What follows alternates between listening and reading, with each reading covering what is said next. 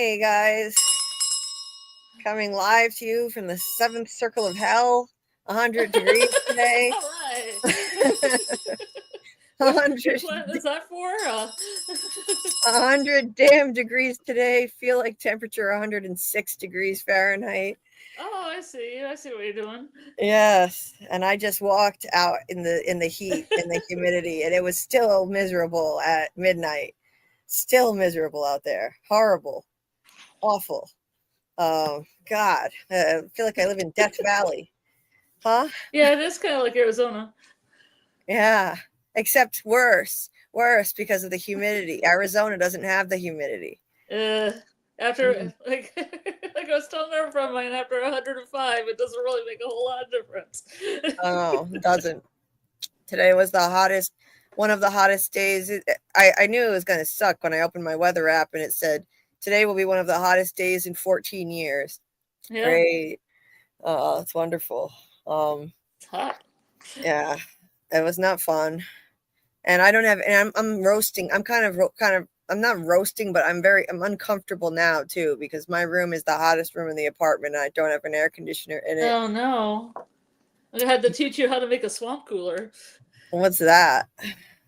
You get ice cream salt and 2 liter. Empty out the 2 liter, of course, of whatever beverage is previously in it. Fill it with water. Put the ice cream salt in it, and then put that in. I think the freezer to kind of get it cold, and because it won't freeze. And then you just put it in front of the fan, and it's supposed to, it keeps you, like, if you're right in front of the fan, it keeps you kind of like at an AC kind of temp. Oh, But you have to be right in front of it. I did this a lot of times when I was in San Diego and I didn't have air conditioning. I learned how to make one. I'm gonna have to like replay the beginning of this live so I remember how to do that, because I can't get through the rest of the summer like this. This is torture. Yeah, you can look it up. I mean, I might have missed a step, but you can look up like how to make air conditioning with a 2 liter and ice cream salt. Yeah, I need to do that. Oops, move. I actually highlighted that by accident too. Everybody move. Yeah, I'd like to move somewhere where it But never gets. Oh, you mean actually physically move? I think he might be talking about that. Yeah, yeah. If one day in time I want to move somewhere where it never gets this humid, at the very least. Dry heat, fine, but the humidity is what kills me. It's the worst. I can't take it. One day, even if I have to sacrifice looking at fall leaves, I don't care. I love the foliage. I can take a trip and look at foliage. That's the goal one day, and I think it will help my pain because my back is in much worse shape since this humidity descended on the. So you mean there's someplace dry, even if yeah. One day, and I need someplace dry. I can get through. I've made it this long. I can get through a little more time, but yeah, I can't take this for the rest of my life. It's just torture. Yeah. And in this apartment, there's an air conditioner in the kitchen. There's one in the living room where my mom is, and in the kitchen. So it's like, it's weird. Yeah, I mean, the kitchen kind of does need it because it becomes an inferno in there. Oh yeah. And normally I'd be using the treadmill in there, so I want that in there. But yeah, I have my room door wide open, and the AC just doesn't seem to travel in here enough. I can't. Number one, I can't have any privacy now because I have to keep my door wide open, and number two, well, the air doesn't even come in enough. Even you put a fan there to get the fan. You gotta get a fan to get the air from the kitchen into your place. I do have an air circulating fan, but I have it in the wrong spot. I should move it to the doorway. Yeah. It's specifically designed to circulate air, actually. That makes it cooler. I just have it pointed at me right now. Anyway, so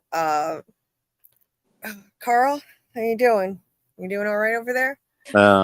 Yeah, I'm just listening to the great description of where you're at, and I apologize. You should move. Yeah, I should move. It sucks. Maybe I will. Maybe I just will. Anyway, we're gonna try not to make this excessively long tonight. I don't think we'll need to because we're only breaking down one episode of Duster, and last week we got it done in under 4 hours. I think I forget what the total was. It was like 3.5. Ideally, I'd like to cap it at 3 hours this time. So that's what we're gonna go. What we're gonna shoot for. Hey, Dieter, nice to see you. Good morning. This was from last night. This was when I delayed it because I woke up last night in horrible pain, so I just was not up to it. Hey, JT Moore. Yeah, he had said, see you guys in 22 hours because he was here last night. Please hit the like button. Please hit the like button. Share the stream if you feel inclined. If you're not subscribed, please subscribe. I'm on my way to 2,000 subscribers. I'm crawling up real slow, because right now I'm not releasing a lot of scripted video content, and that's what usually that's where I get my subscribers from usually. So right now I haven't released anything since the Handmaid's Tale finale, and so it's kind of stagnant. I was at 1.91 and now I'm at 1.92.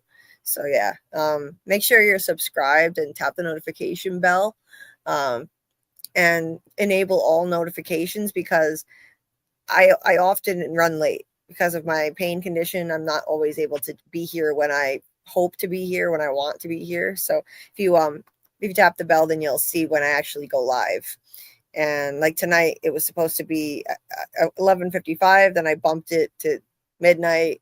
Then I bumped it to 12:10, and I wound up going live at like 12:26. So tapping the bell will let you know when I'm live. Normally, some people say that they don't always see it, but Dieter dropped the links to ways that you can support the channel.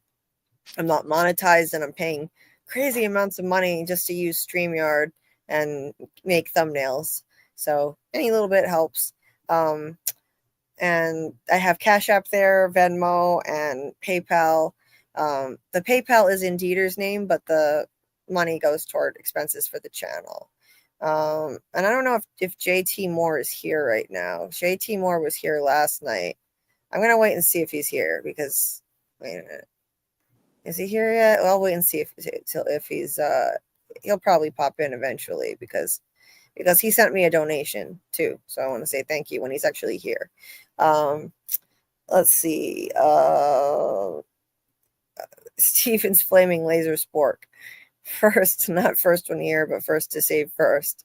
Yes, that's right. Technically, well, you were the first one today. Dieter and the others sent those the previous night. So you kind of are first, Steve. That little game Carl started, and now everybody is doing it. It's funny. Thank you for the prayers, the prayer request, Dieter. I appreciate it. It's funny you just said that actually, or you said that earlier tonight, because somebody from Koala Tea's community just left a lovely comment from me on a random thing that I posted 2 weeks ago on Koala Tea made a special post just directed at me, listing the software he uses, like explaining the software he uses for his lives, because Dieter had asked on my behalf what he uses, and he made a community post, tagged me, and then explained it. I left him a comment saying thank you so much, and how I spend so much money on my current software and his is free, so I really need to switch, and I'm trying to fix my sleep schedule so I can try and catch more of his lives hopefully soon. And I mean, not because of that, but that'll be a fringe benefit, of course. And that's all I said. I didn't say anything about my pain or what I'm struggling, but apparently I've already gotten a reputation in his very kind community for being someone who's struggling, because this lovely person, Kelly, she goes by Kells in the chat, I believe, but Kelly left me a comment saying something like, sweet Julie, I'll be praying for you. I love you so much. It was so nice. Like, these people are just lovely, lovely human beings. If you're not subscribed, by the way, Quality React shouted me out again and featured my channel not only in his live stream, but in a video that racked up a ton of views in the last day. So if you're a hip hop fan and you're not subscribed to Quality React's channel, check out his channel. As a matter of fact, I'm going to show you. Hold on. He shouted me out again, and he put my channel up there. He does this, and this isn't just for me. Anytime he sees a content creator in his chat, he just wants to help uplift other content creators. And I have just nothing but respect for that. And that's the way I've wanted to do things since the first month, the first week that I started my channel. I mean, I was brand new, and I just want to support other content creators. So I just have nothing but respect for this. You know, his channel blew up within the last year. He was struggling for a long time, and then with the Drake Kendrick beef, his channel blew up. So if you're not subscribed to this and you like hip hop, subscribe to this channel. He's hilarious.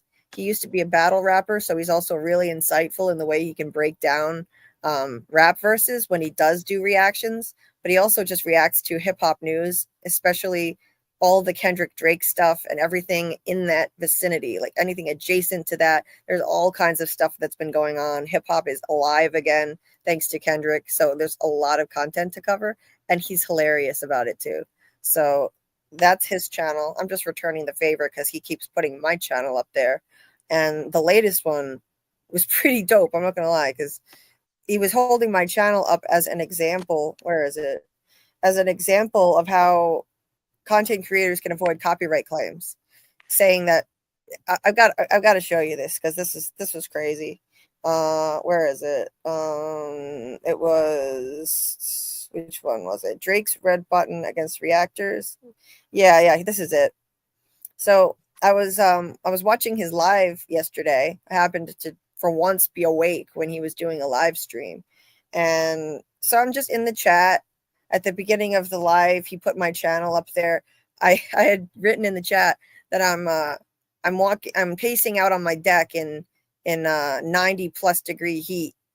I need help, distract me. He saw me write that, and he shouted me out, put my channel up on screen, and then I was like yelling out my channel name and stuff, and dancing to his funny little thumb that like button thing that he does.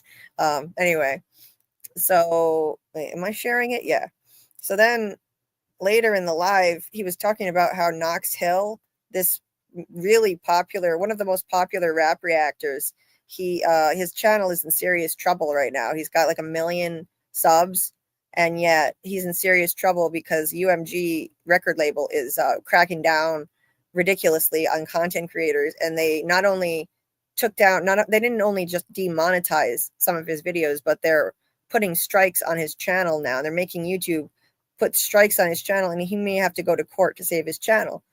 So long story short, Koala, I mean, his name is Brian.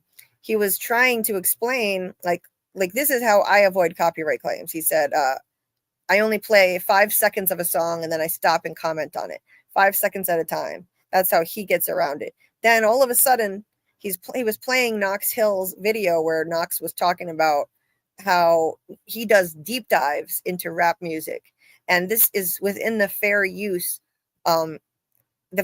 clause, which means it should be immune from copyright claims.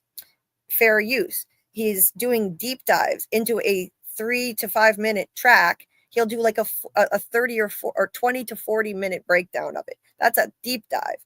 And as soon as Brian heard Knox say deep dives, as soon as he said that, he was like, deep dives. Then he pulled up my channel and he said this. Your thoughts. I mean, JulieBDeepDives. This is why. So I don't know if you can. This might lag a little bit. You're better off he having a did still this. frame and giving your thoughts. Just still frame a movie and give your thoughts. I mean, JulieBDeepDives. This is why JulieBDeepDives channel will always be safe. JulieBDeepDives channel will always be safe because she keeps in with the fair use. She has still frame images, right? where she has a still frame of the movie, show, or episode, and she talks about the image itself of what's going on in the background. She goes through this whole thing of just having still frame images, right? And June didn't want any harm to come to that baby. She has been a She goes through still frame images.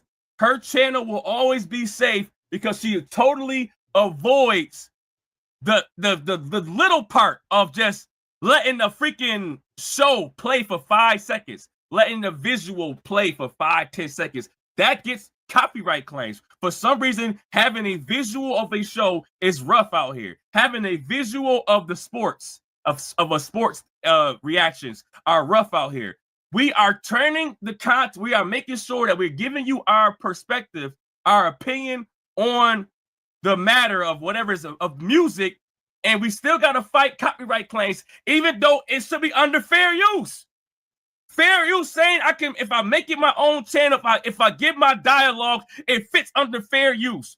What is more fair use than pausing and giving your freaking perspective on a video? What is more fair use than that? Make it 3 minutes to 25 minutes. What is more fair use than that? That's why I can't stand channels coming. I can't stand commenters coming in here telling me about. Okay, so now you get that. You get the idea. So he left my channel up there for a while longer while he was talking about that. And that, not only did he do that, he didn't stop there. He took that clip, and that was part of a live stream, which got thousands of views. Thousands of views, you know, like between maybe like almost 200 people in the chat, I'd say, but it got thousands of views. Then he took a section of that live stream and he turned it into a video, which is sitting at 9.7K views right now. So this is now part of a video of his where he held up my channel as an example of how you can avoid copyright claims and how my channel will always be safe as a result. I thought that was pretty cool. So I appreciate that. Shout out to Koala T Reacts. That was awesome to do that. He's also gotten me a lot of new subs by putting up my channel and putting people onto it by doing that.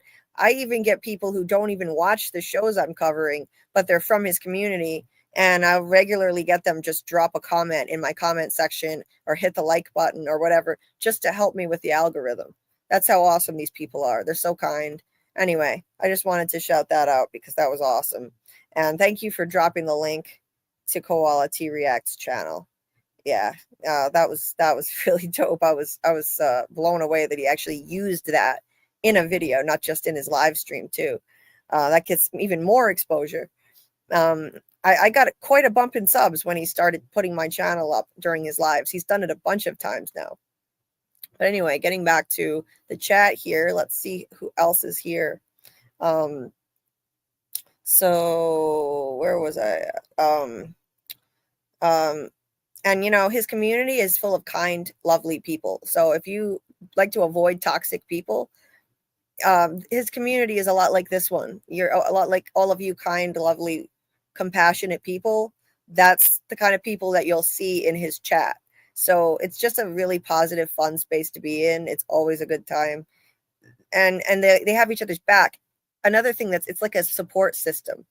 Like the way that I want this channel community to be a support system, so is his community. He makes time to support anyone who is struggling. He'll stop whatever he's doing and get everybody to support that person who is having a bad time, who is going through something. He'll do whatever he can to offer support or advice and get everybody in the chat to support as well. So it's really like a support system the way this community is. Yeah, so I can't recommend that community enough. They're all awesome people. Steve said, no worries, I'll bring the sacrificial virgin chicken of no pain tonight, Dieter. Yeah, please, can you do that, Steve? Actually, you just reminded me I didn't take my medication. So yeah, speaking of no pain, I not that it'll take away my pain, but it'll take the edge off. So I'm going to take the medication. Anyway, hi, with Dallas. Nice to see you. I'm sorry, Dieter. Yesterday sucked. I'm feeling so down. I know you will help me with that, my friend. I'm so grateful to have met you, Julie. Well, I'm grateful to have met you too. You're an amazing friend. Never made a friend like you in my life. Up until I met you, it was all fair weather friends until I made friends with you, Dieter. Yeah, first friend who ever really had my back like that.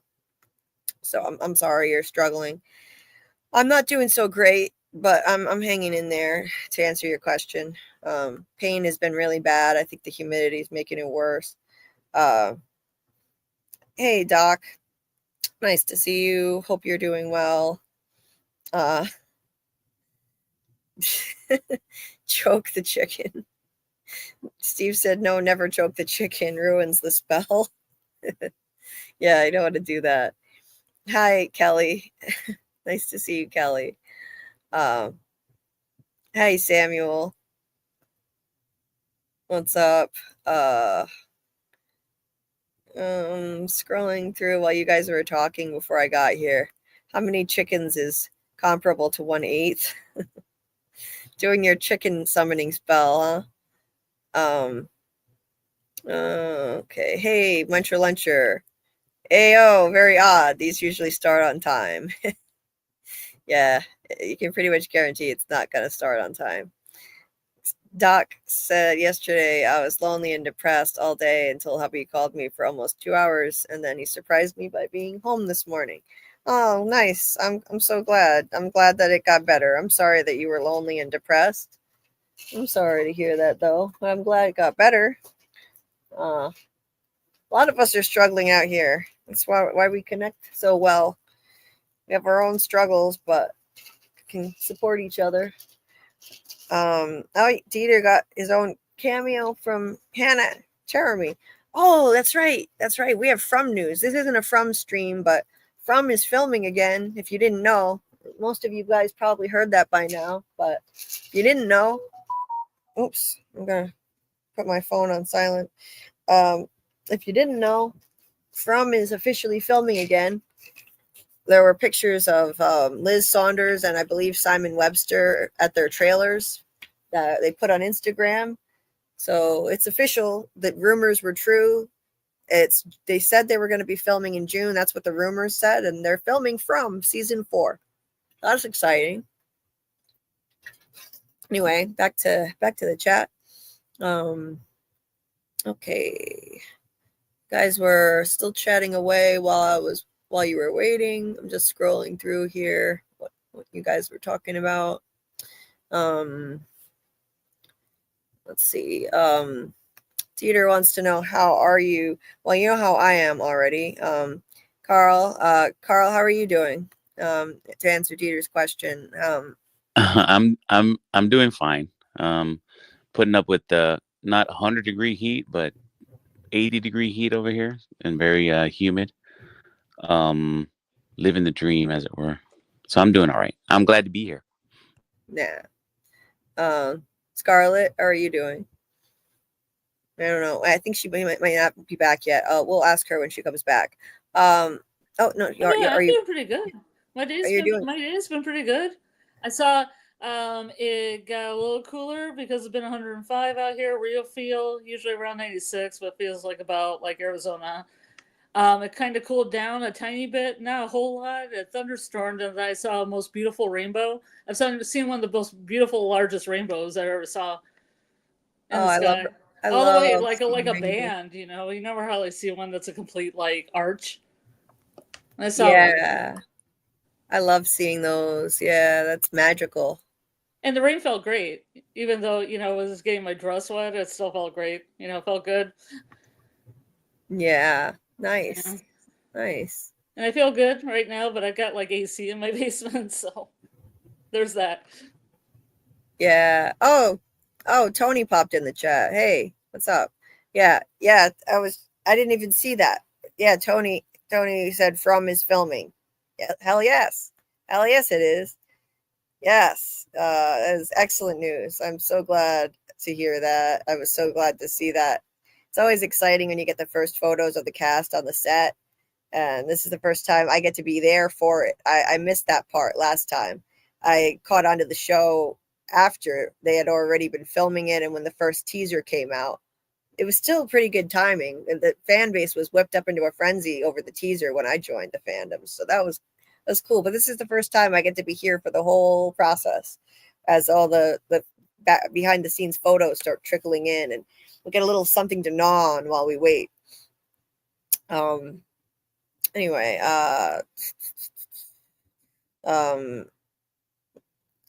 let's see.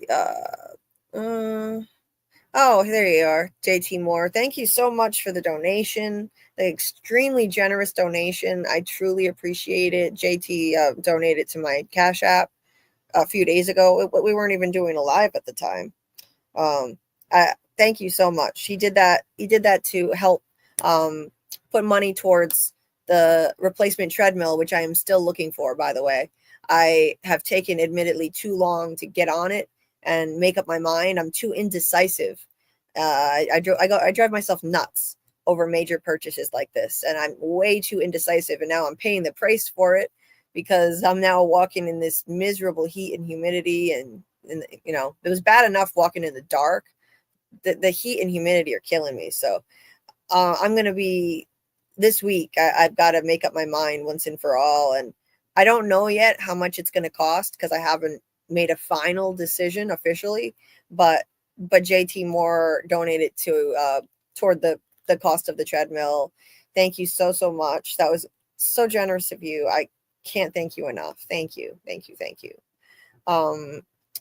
And yeah, I agree. Best episode of Duster so far. That was, and yeah, again, I just, that was so thoughtful. I wasn't even doing a live stream, and he actually DM'd me in Discord and it said, like, you know, how much is the treadmill going to cost? And I said, I'm not sure yet, because I haven't made a final decision yet. And he sent a really nice donation. So that was lovely to think of me like that. Really, really means a lot. This is an awesome community, really kind community of people. And I appreciate you guys. Dieter dropped the link to Tony's book. That's Tony Teflon's book on Amazon, Darkest Before the Dawn. So check that out. There is an ebook version and a physical version, so you can pick one or the other. Obviously, you guys know where to find Tony's channel.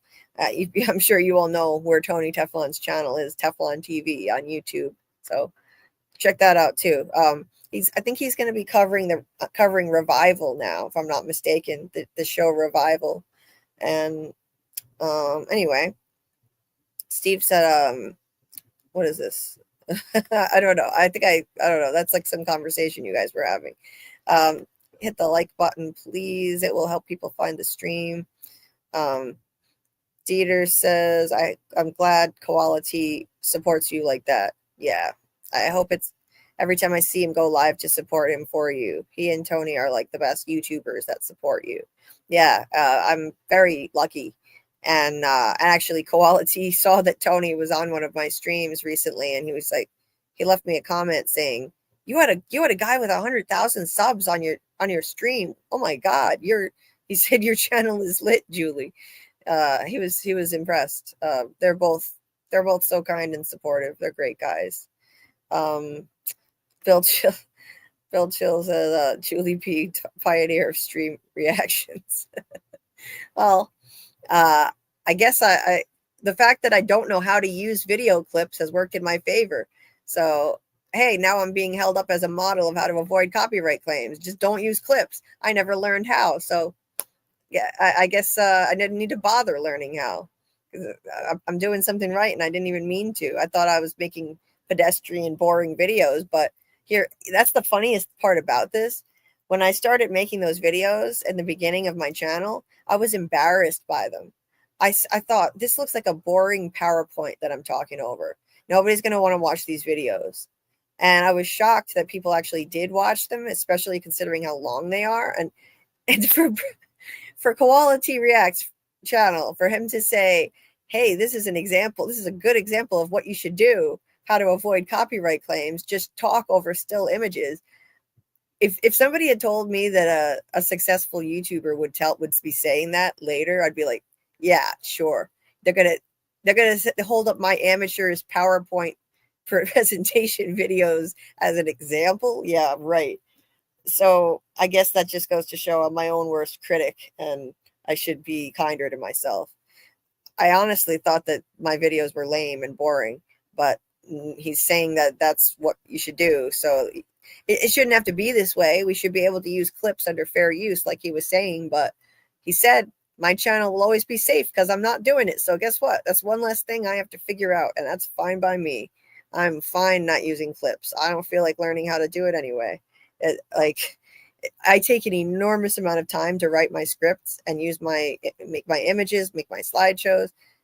Who needs the clips? I put enough work into these as it is. So fine. I guess I'm doing something right. We're taking meds. I'll go get mine. Let's get weird. Yeah, it's Steve. Let's make it a party. Don't do drugs, kids. Only as prescribed by a doctor. Real cinema therapy. Hey, what's up, Lori? Hope you're doing well.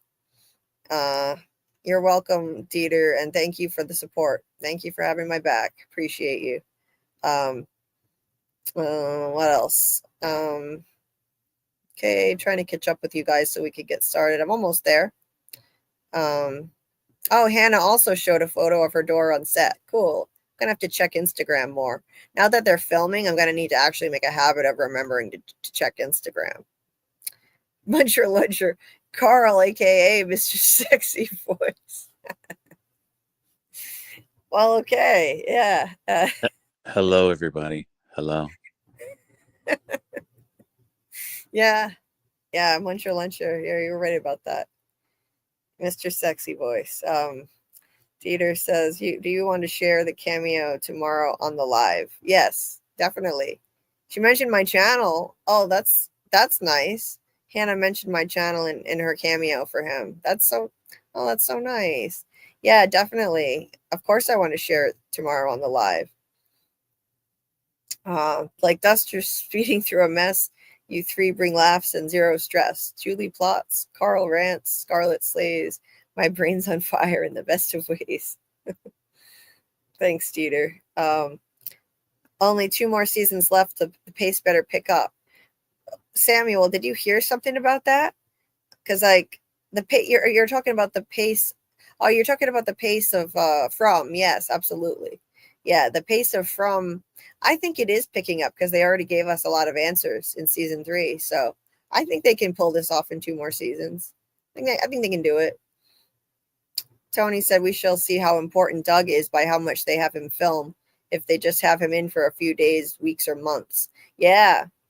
That's right. And as of now, Doug is not filming. He's still home in Toronto, and he's going to be joining us Wednesday night, as a matter of fact.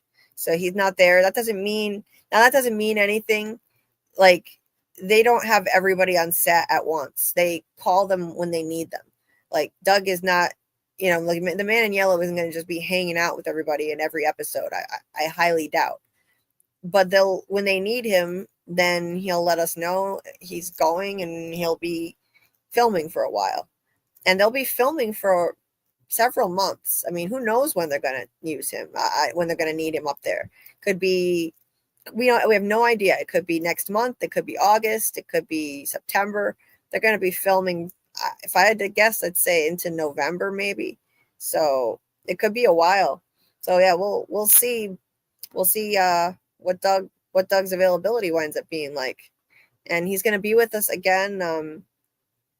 Tony, this is actually Carl has been telling me this, trying to get me to do this for weeks. And I still haven't made up my mind and just done this. Tony said you can get a walking pad so you can move it from room to room. Yeah, I know I can do that. And Carl has been trying to get me to just make up my mind and do that for weeks. So I probably will. I'm going to look at the different options and just pick something already, because I'm suffering with this. I'm suffering out there in the heat and walking in the dark and stuff. It's terrible.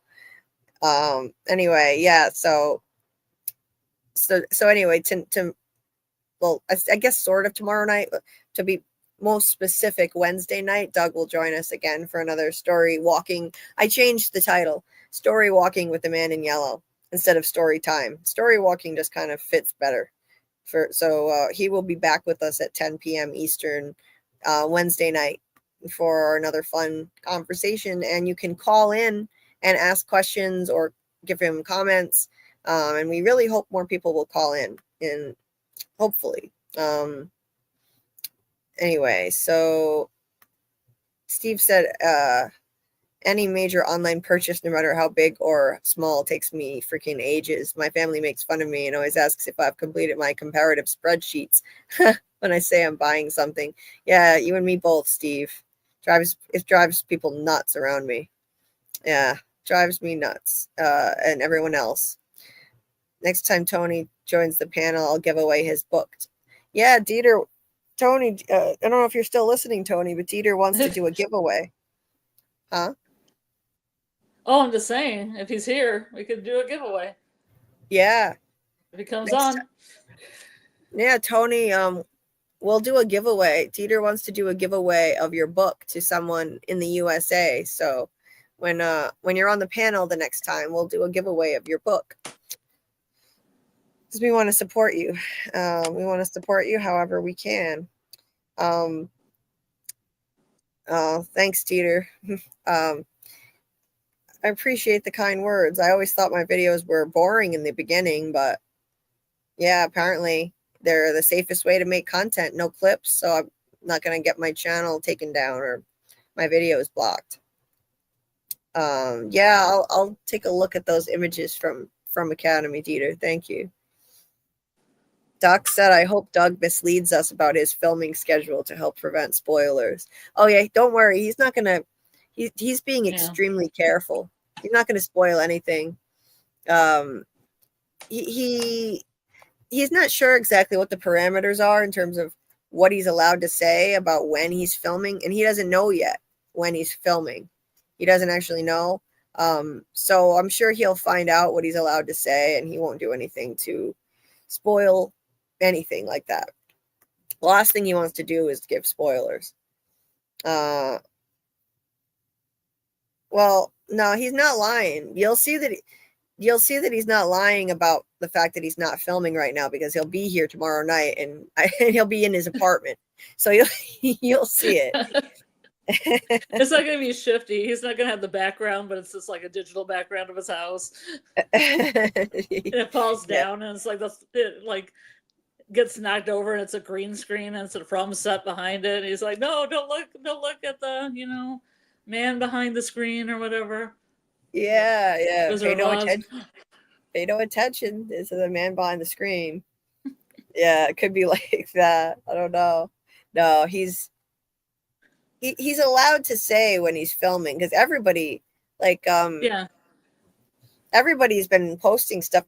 Liz Saunders and Hannah and Simon, they've all posted pictures indicating they're filming. So it won't spoil anything by Doug announcing when he's filming, posting a picture. But I predict he'll be much more cautious than the other cast members, because his character is such a mystery, and so he's not gonna make a peep. He also doesn't want to take any chances, and I don't blame him. This role is too important to him. There are going to be people watching his eyes to see if he has shifty eyes if they ask him a question. Yeah, right. Overanalyzing. Body language. Yeah. Doc said that the waitress monster responded to his comments about, like suggesting coming on the channel, but didn't respond to his interview request. But that could be because of filming. That could be. Yeah. Yep. Could be. Let's see.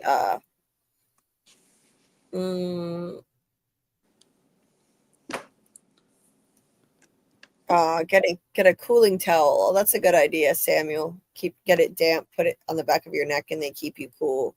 I sent you a link with not only swamp cooler but a sponge lay. You can make a lay out of sponges. Yeah. I can't wait for people to say pause. You can make a lay with sponges. Yeah.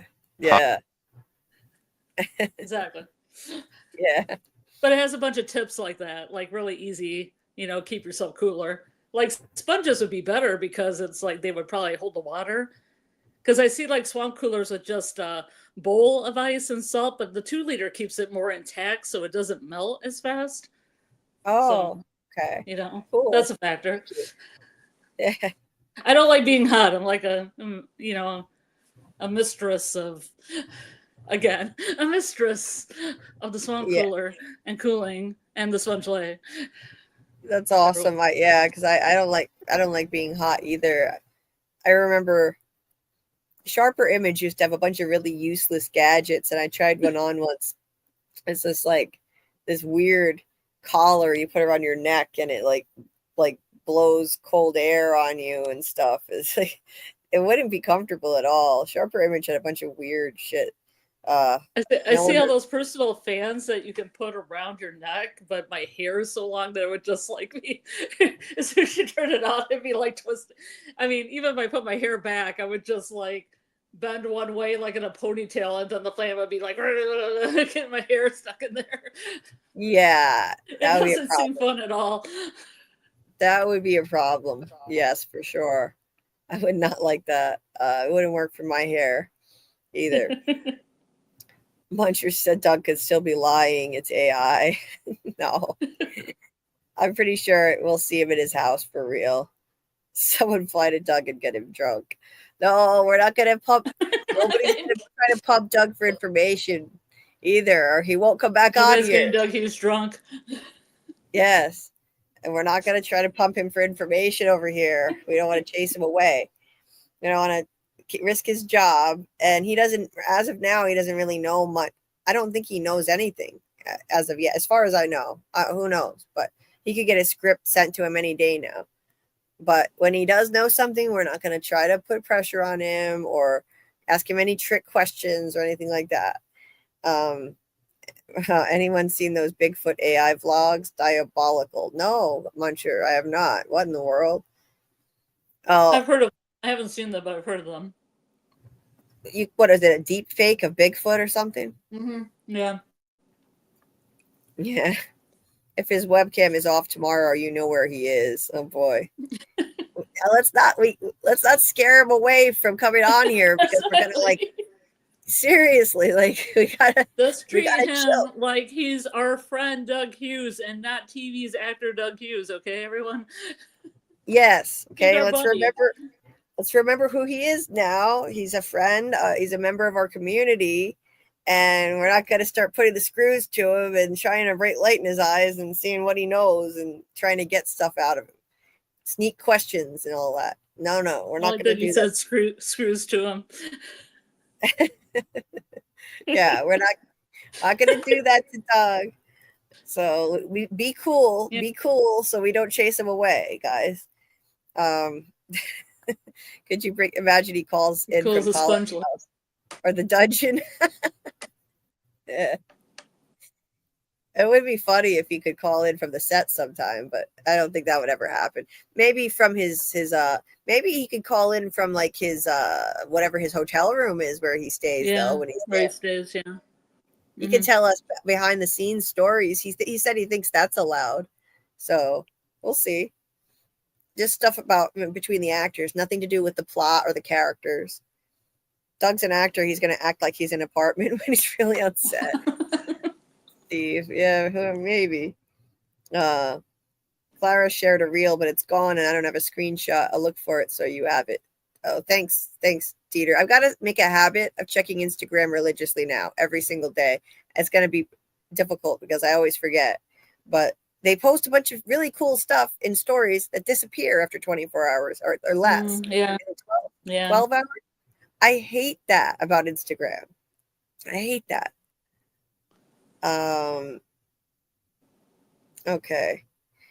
Doc, thanks for doing that with the waitress monster. That was really cool of you to do. I appreciate it. She commented that she would check out the show. And then he brought up the interview via DM and offered both non-live and coming on FROMacademy. Well, that's awesome. Thank you for that. Maybe we'll still hear from her. Who knows? Me and Michael Scott are still waiting for Sharper Image to restock their gaydar. That's great, Steve. Also, there are 2 waitress monsters. I'm referring to the only one we know, the actress for, who happens to be the one with speaking lines. Oh, they appear in the same season too. I never noticed. Both of them are recurring.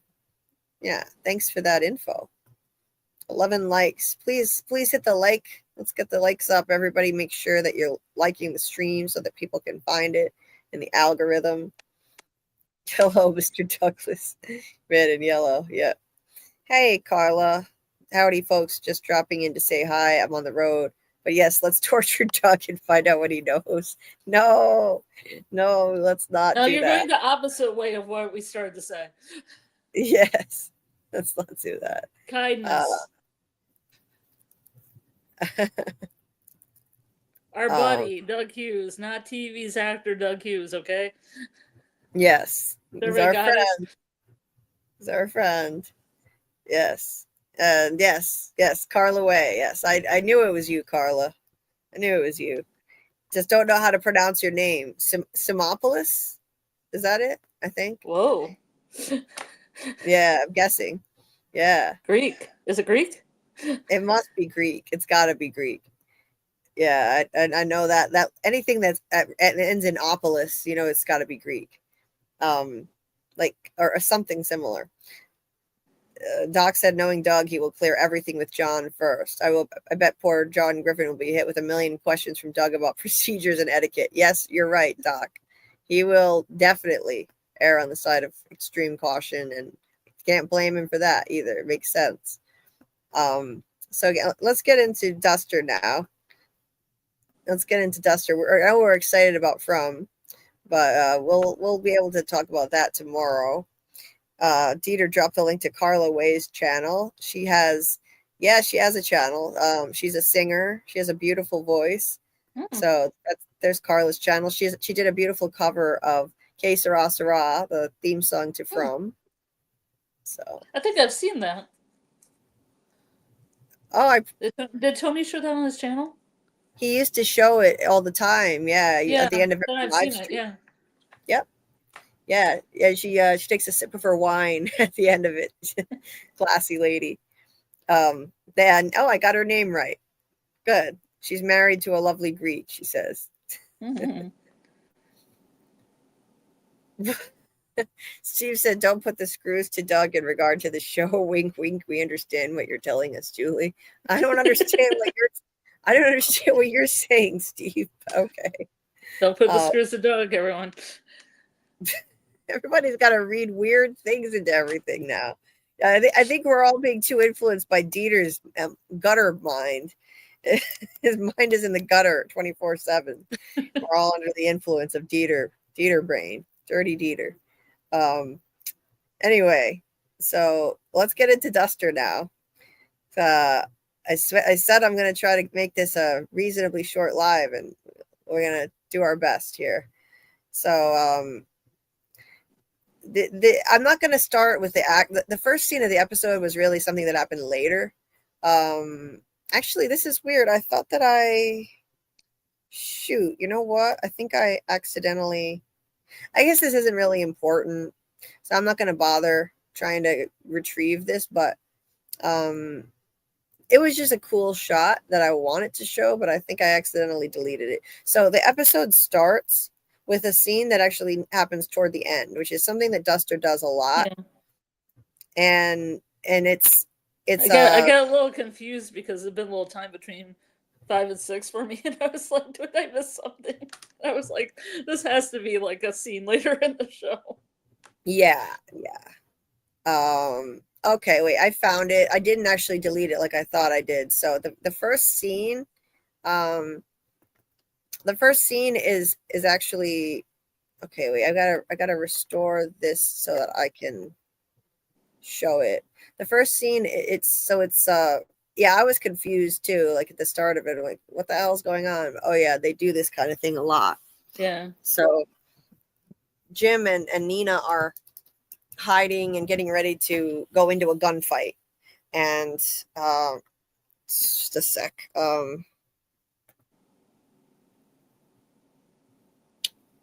So Jim and Nina are hiding and getting ready to go into a gunfight, right? And And then, you know, he's like, do you want to be Butch Cassidy or the Sundance Kid, right? Paul Newman or who's the other one? Robert Redford. Robert Redford, that's it. So yeah, so then they go out and then they do this freeze frame thing, which is how like that Butch Cassidy ended. They're going into a gunfight, into certain death, but it ends on a freeze frame, which is a classic ending, right? So kind of like Severance. Louise. Yes, and Oh, I was Severance. gonna say Thelma and Louise. Yeah. And Severance just did it with Adam Scott and so wait, what are their names? I already forgot their names. What the hell? No. Mark and Helly. Mark and Helly. Yeah, that ended on a freeze frame too. And yeah, so yeah, this is very, very nostalgic. And that's the end of the start of, you know, the end of the opening scene of the episode. Mm-hmm. So they make it look like it's going to be way worse than it actually winds up being. But still, it was a fun episode. And yeah, I didn't feel like it was like a cheap ploy or anything, even though it wound up working out quite well. I liked the nostalgic opening to it and wondering where this was going from there. So yeah, like then the actual start of the episode was there anything new in the credit sequence? Yeah, nothing really interesting enough to show. It was just there was one new thing that was added. The credits have been slowly changing. Stuff has gotten added and changed bit by bit. And it was the same as last week this time, except there was a suitcase full of cash fell from the sky. Yeah. A suitcase full of cash, and that factors into this episode. So that was the one change that we noticed. Jim and Nina meet in the parking garage, and he's trying to talk her out of going undercover as a Russian interpreter, but she says she's solid, a very 70s term. She insists that she's ready for this, and she's trained for this in the academy, but he's pointing out that this isn't homework assignment. This is real now, and it's his world. She's researched it, but she's never actually experienced it. She's researched Saxton and his family and all of his cases. It's a different situation actually being in the middle of it. And yeah, like he pointed out, like he told her a story about how when his father worked for Saxton, Wade took him on a job with him in exchange between two guys on a truck stop, and he was sitting in the car too far away to hear him, but he seemed all buddy until Sax pulled a piece from his jacket and shot both of them in the head. And just like that, it was over. On the ride back, I asked my pops, why did Sax kill those guys? He said Sax didn't like the way one of them smiled. So that's a scary dude. That's a scary dude. You don't want to cross him. You don't want to be on his bad side. And he seems like 1 minute he could be a cuddly teddy bear, like all smiles, big grin, and then the next minute he is terrifying. You don't want to underestimate this guy. Yeah, you can see it. You can see it later in the scene when Nina's in the car, how all her emotions keep going in her face. Yeah. Oh yeah. You know, like her face will get serious, and then she'll try to crack a little smile. Like, I don't know how my face should be with this guy. Yeah, indeed. Yeah, like her face betrayed her real feelings when he wasn't looking behind his back. Yeah. Hey Trace, nice to see you. Hope you're doing well tonight. Yeah, Carla, you got to get onto Duster. It's a really fun show. Really fun show. I thought I'm enjoying it so much more than I expected. There's actually some mystery to it. I love a good mystery that keeps you guessing. And as a matter of fact, I'm working on a theory video that I'm hoping to release by Thursday before the new episode comes out, on what I think happened to Joey, how I think it's connected to Xavier. And it's something that Carl and I came up with on the spot at the end of last week's live, and we've been talking about and building on since then. And basically, to sum up, I don't think Joey's actually dead. It's not just a matter of did Saxton do it or not. Did Joey even die? Is really another question we should be asking. I don't think he's dead. I'm not going to spoil everything that is going in the video, like I normally do. I normally just spill the tea and spoil everything that's in the video. I'm not going to do it this time. I'm going to leave it there. I'm going to just point out that that's going to be the main topic of the video, and how I think it's connected to this mysterious Xavier character. Carl and I have both collaborated on ideas for this, and I think that it's a really viable theory, and I haven't seen anybody else come up with anything like it. I haven't seen anybody else putting forth theories on YouTube for this. In fact, I even checked with Google AI and with my phone's AI assistant, and it couldn't find anyone else who's suggested this. So I don't know. I think it may just be that there aren't a lot of people talking about this show because it's a brand new series, and I don't think anyone else is really pointing to this as a possibility. So keep an eye out for that video. I should have it out by Thursday morning. That's the goal. I've already written part of the script for it today. This will be my first scripted video on Duster. I'm not doing episode breakdowns for this one. Just kind of keeping it more chill and doing these fun live streams. But I finally have a really viable theory that I'm excited about. So gave me inspiration to actually make a video for it. Bill, yeah, his mind is always in the gutter. Yes. Yeah, not that Jim Muncher, different Jim. Different Jim in this show. Dieter set up a buy me a coffee thing. That was so nice of you. Yeah. It's another way to donate. So it doesn't like, I was confused because I thought it was literally like about buying someone coffee, like, but apparently not. It's just another way that you can donate, and so I have that too now. Thank you so much for setting that up, Dieter. I really appreciate it. Anyway, so there's even an option for monthly donations as well, which is cool because I don't have, like, my channel isn't monetized, so I can't do memberships or stuff or anything like that. So getting back to this, Jim says to Nina that you say, think, or smile wrong, your ass is going down. You're taking my ass with you. Yeah, Saxton is not to be trifled with, and he warns her that he's not taking a bullet for her if she blows this, and she says, "Well, neither am I. I'm not going to do that either." And then we have a protest going on, and this is where the protest situation with Izzy and the women truckers, the female truckers, is now finally dovetailing with the main storyline. I figured it would happen, and it wasn't just a side quest kind of thing, because Bob Temple is involved, and plus it doesn't make sense to have a big side quest in this show. We need everything to be relevant. There are only 8 episodes in the whole season, which means we've got 2 left. And so previously we saw that Izzy has been leading the female truckers to get better benefits from their union. They're not being treated equally to the men in their trucker union.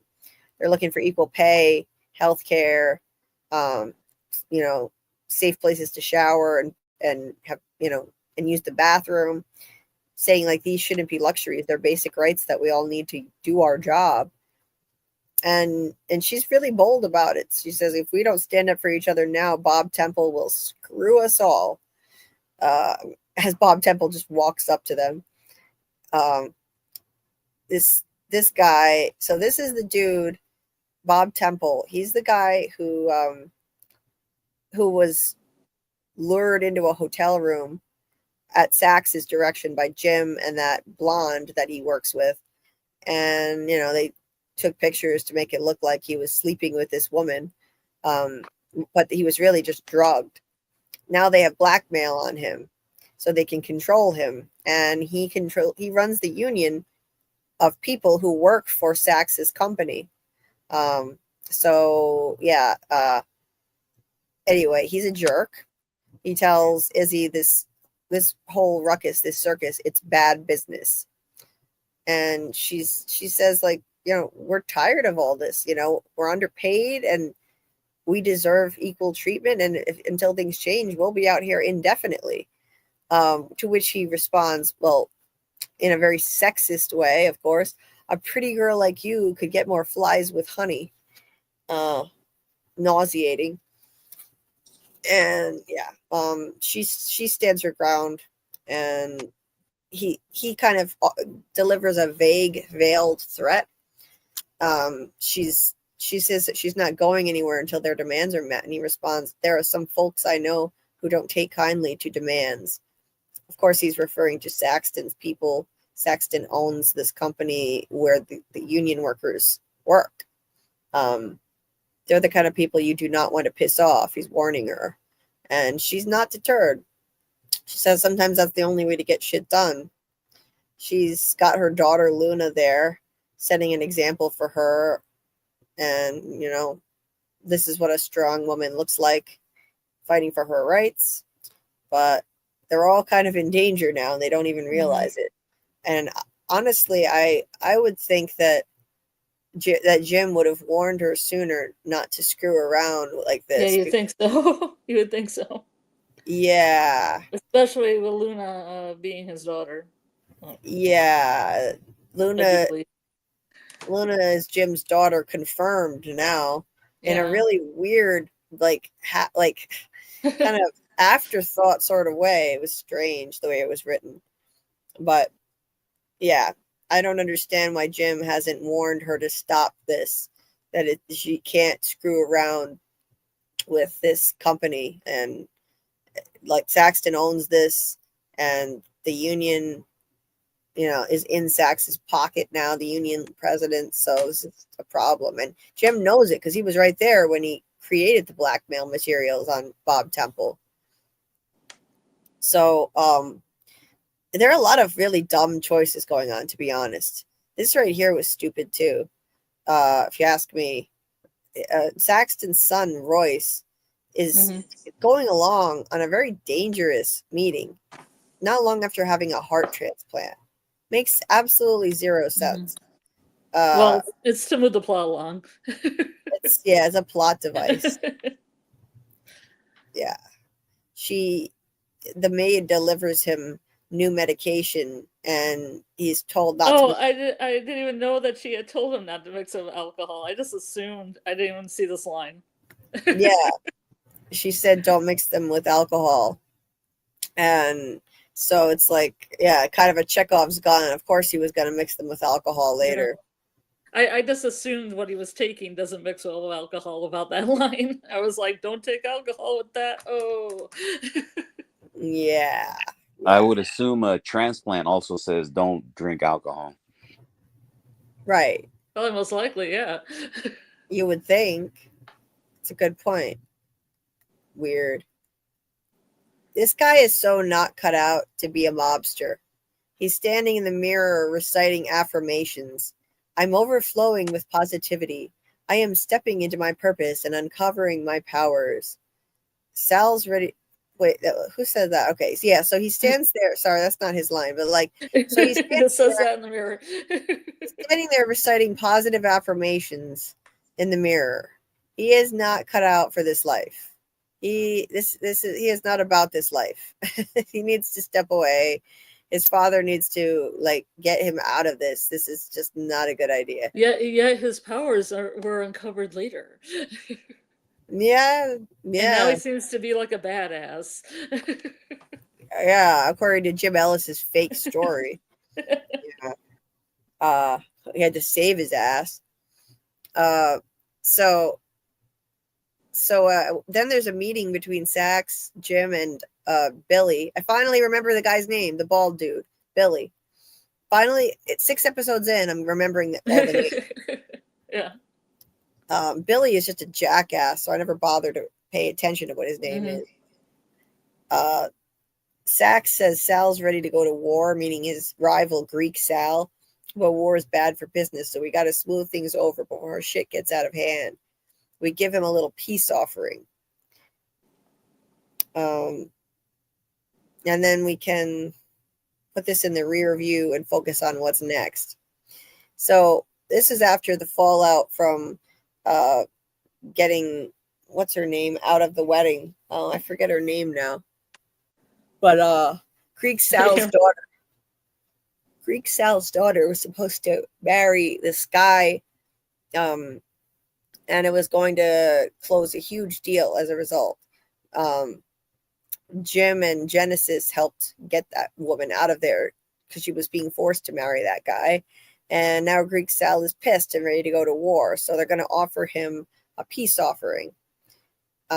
He's bringing Jim in on this when Jim is not usually given information. He's just the driver. So he's wondering why he's being told this. And Billy says, today's a big day for you. You get to learn from the master. Pointing at himself, the douchebag, of course. Yeah. And Sal says, Royce tells me that you want to move up, take on more responsibility. So apparently, yeah, he's been, so like, yeah, I remember this is part of Jim's strategy, right? So, Jim didn't have enough access to information to be able to get hard evidence against Sax for Nina and her case. So he kind of cozied up to Royce. He took him on an assignment, and he kind of whined about how he doesn't ever get brought in on anything and he's out of the loop. And Royce brought him in and gave him a little tour of some warehouse or something. So Royce, then apparently, we didn't see this off screen, but went to his dad, Sax, and said, Jim wants to move up. And Sax agreed. So this is what Jim wanted, to be able to get closer, move up the ranks a bit so he can get enough dirt on Sax to take him down with Nina, if he's guilty, which he's still not sure of, actually. He's still not totally sure. So Sax agrees and says, you're moving up, and you take point on this. Billy will back you up and pick up the interpreter, go to the Southwestern Lodge. Then when they're done with Greek Sal's men, then they're going to meet with the Russians. So, yeah. Billy's like, your balls are going to drop today. What a douchebag. Then back to sweet, in over his head, Royce. I'm filled with gratitude for all that I am and all that. And then he's cut off as he like yells out like a little girl, startled because he sees his dad behind him in the mirror. Oh, yeah, he's really projecting a tough mobster vibe. Yeah. What's that poster on the last photo? The Omega Man, Charlton Heston. Omega Man. That's a great movie. We should watch that on a watch party. Yeah, we should. I've never seen that one. I always try to get ideas from the shows that we do, like for the watch parties. That'd be like, oh, there's a poster of the Mega Man. It's a good movie. Cool. Yeah. I think 2001 is also the other poster that's in that room. Ah. 2001? Oh. Have you seen it? I've never seen that either, actually. Yeah, that's a great movie. What is that, like sci-fi? I'm guessing it's sci-fi, right? It's a Stanley Kubrick film, but there's no women. There's no women in it, so no violence towards women. Well, that's because of lack of good. women. That's good because I can't watch A Clockwork Orange. It's just because of that. some men traveling through space with a computer. Good. Well, there's some women at the beginning. Remember, like Well, on yeah, shuttle and different places. but they're not being treated badly. No, they're Yeah. just slowly walking upside down in a circle. Walking upside down. You'll see when they're you yeah. watch. They're in space, so that's why they're upside down. Oh, okay. You know what? I'm gonna add that to my list so I don't forget. Yeah, there's a lot of references to it throughout, like a lot of people's work, so it'd probably be a good thing to see so you catch references and other things. Like the Barbie movie referenced it, of all things. I never saw that actually. I heard it was amazing. So you have to watch that, 2001. Then you watch the Barbie movie right after, because there's a scene that takes a good chunk out of the middle of 2001. Okay. Now, is the Omega Man another interpretation of the Last Man on Earth, and also Yes. later, You're correct. what the hell is it? Will Smith, I Am Legend. Not so much. Yeah, it's kind of in that vein because you've seen the Vincent Price one, right? No. Oh, you haven't seen that one either? Mm-mm. Yeah, I have a little bit of issue with I Am Legend because it ends completely the opposite of the way the really great story ends. The story has the good ending, and then Will Smith didn't want that ending, so they changed it. Oh. So it's completely the opposite and completely not the point of the story. Oh, that sucks. I heard it didn't get great reviews. Yeah, I would recommend The Last Man on Earth with Vincent Price. Yeah. If you're gonna go anywhere, or just reading the story, just reading I Am Legend. That's probably your best bet. Yeah. But the Mega Man is a version of that. But I like that story, so that kind of story. Well, there was some cross promotion in the first episode ever of the Twilight Zone for The Last Man on Earth, because there was Where Is Everybody, and there's the guy one with the guy who's alone in a town and he doesn't know who he is or how he got there. And he goes into a store and every single book on a turnstile is The Last Man on Earth, the book. Yeah. And that was shortly before the movie came out. Yeah. So yeah, I've just added all that stuff to my ever-growing list. So anyway, so he's like, I'm filled with gratitude for all that I am and all that. You see that? That's literally what he does. Because his dad appears in the mirror behind him. Scares the shit out of him. Yeah, he's so not about this life. His dad's like, what the hell was that? Some kind of flower power prayer shit? He's like, Royce says, okay, it was a mantra for goals and strength. Yeah, okay. His father's like, are you ready? Royce says, you don't got to worry about me, Pops. Except you got to worry about me, Pops. Those pointy collars could take an eye out all on their own. You don't even need a weapon. Love pointy collars. I like a good butterfly spread, if you know what I mean. Butterfly collar. Yeah. Pointy 70s collars. Gotta love them. He's like, he was reminding his dad that he handled some middlemen who dug up money. Like pointing out that he was good for something. And yeah, I also love his shirt. Oh God, you do? I think it's awful. Wow. Awful. You ask me. Kind of makes me I don't know. All he needs is like a fur coat or something, and he looks like a pimp.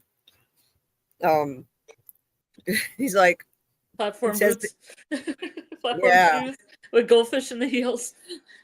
Yeah. He says, I'm gonna get you, sucker. Mm-hmm. Have you seen that movie, Julie? no, but the title of it has always cracked me up. It just sounds hilarious. That's a good movie as well. You Is put it that on your really? list. Oh yeah, I love that movie. Okay. It's a parody of blaxploitation films. It's a parody of what? Blaxploitation films. Oh, okay. You better put some Epsom salt on that. You gotta watch it. Okay, that's on the list too. So yeah, he warns his son, this is the main event. One wrong move. And Royce says, all I got to do is count. I'll make you proud. He's just got to go. He's got to go with them to count the damn money. This is stupid on so many levels. This whole thing is so stupid. I know this is just TV, but look, okay, well, I'll get to that in a second. But first of all, his dad says, one day I'll be gone and you'll be calling the shots. This is some bullshit. He's got a daughter who's way more capable than this dweeb. I mean, it's but the 70s. Okay, it's the 70s, so God forbid. 70s.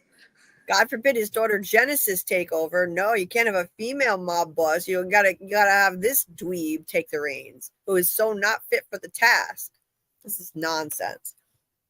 Look at his face. He is just too soft for this.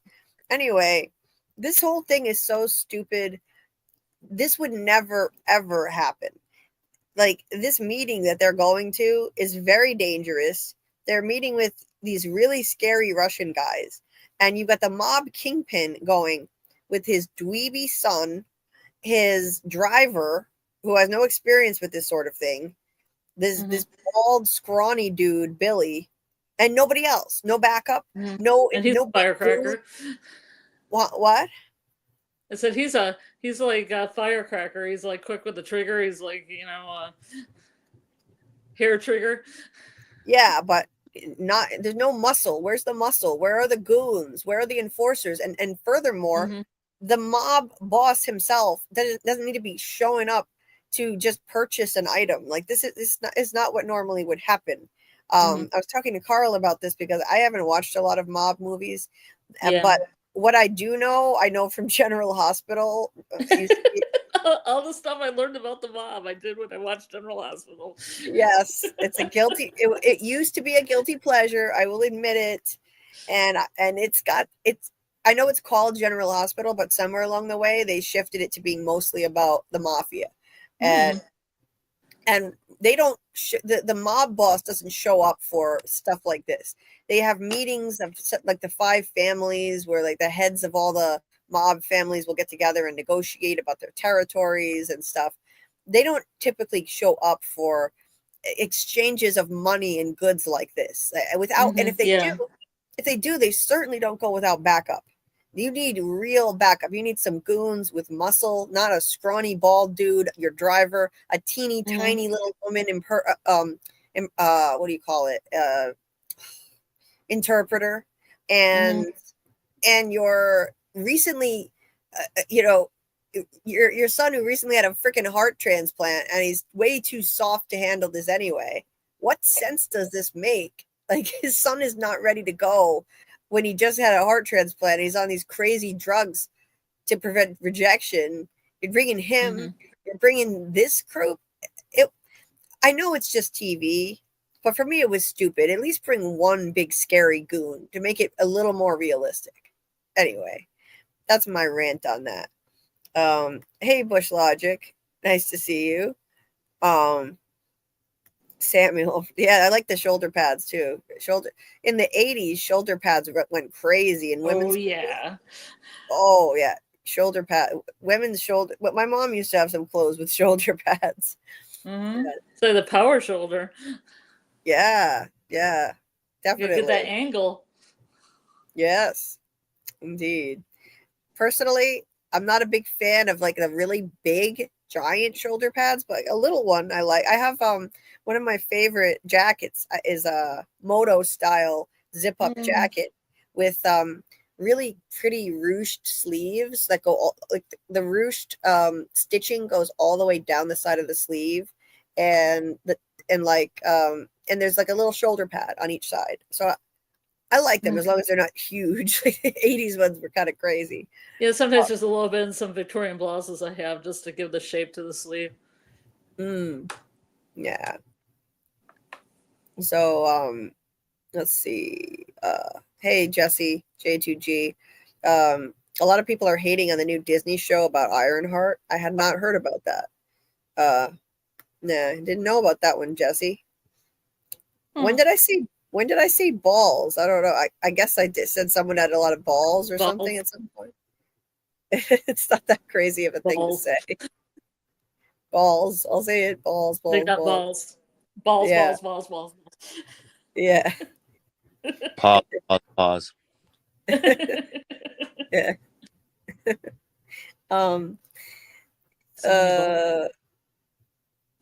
Let's see. They're making another I Am Legend. That sounds like a terrible idea. The first one was kind of a bomb, wasn't it? I thought it bombed. That makes no sense to me. There's an alternate ending on the DVD where Will Smith survives. Really? Yeah. Maybe they'll put that one out instead. Make everyone forget the theatrical version. Maybe, yeah. Alternate endings are always interesting. I like to see that. It's like, you can make up your own mind which one you like better. Hey, just me. Or the book. Nice to see you. What? I said, or the book. The book's the best. Yeah, she said the book was way better. First. And then watch Last Man on Earth. Then slowly make your way to the Will Smith one. Yeah. So. And then watch Omega Man 2. Sorry. That's okay. So Nina notices that her desk has been messed with. That her stuff is not exactly where she left it, and so she knows someone's been snooping. Someone's been snooping around, and let's see. Sorry, this is a little bit slow, so I can never remember this woman's name, but she just reminds me of Jan Brady, so I call her Jan Brady. She's my Sanka girl. Yeah. I wish I could remember her name, but she's even dressed in Sanka colors. Yeah. Is she really? Where is it? Oh, orange okay. And brown going on. Yeah. Yeah. I like her. She's like the only one in this office who's actually helpful to them. To Awan and Nina. Yeah, because she looks up to Nina. Yeah. So, thankfully, this agent here, her superior, has actually been very supportive, though. Initially, he was kind of a jerk, but he's warmed up to her. So he's helping her on the down low with her investigation because the others do not want her poking around investigating Joey's death. So he's on the down low helping out. He gave her more money, to help with this investigation. He says, this is as much as I could cover without raising flags. And, so she tells him that Saxton is going to be meeting with some Russians. So whatever he's up to, it's no small thing. And he's like, you better be right about that. Because I got a lot riding on this too. Wait a minute. Who said that? Which one of them said that? I'm confused. This is Agent Hayes here at the desk. And then, okay, so I think she tells him, you better be right about that. Because her name is not Hayes. Her name is, what is her last name? Nina what? I got to look it up. Nina. Sorry, hold on a second. St. James. Yeah, okay. So she's talking to It was St. James in the other one when she was taking a pseudonym, but I can't remember her actual real one. Right. We were talking about how her first name was the same, but she was St. James was her last name. Is that her real name though, or is that the fake one? No, that that's she her pseudonym. That's why I think it's funny, because I can remember that, but I can't remember her actual last name. Right. Oh, it is Hayes. Okay. I couldn't remember that. There we Her go. real last name is Hayes. I didn't think she would talk to her boss like that. So he tells her, you better be right about that, Hayes, because I got a lot riding on this too. And then she tells him that someone went through her things on her desk.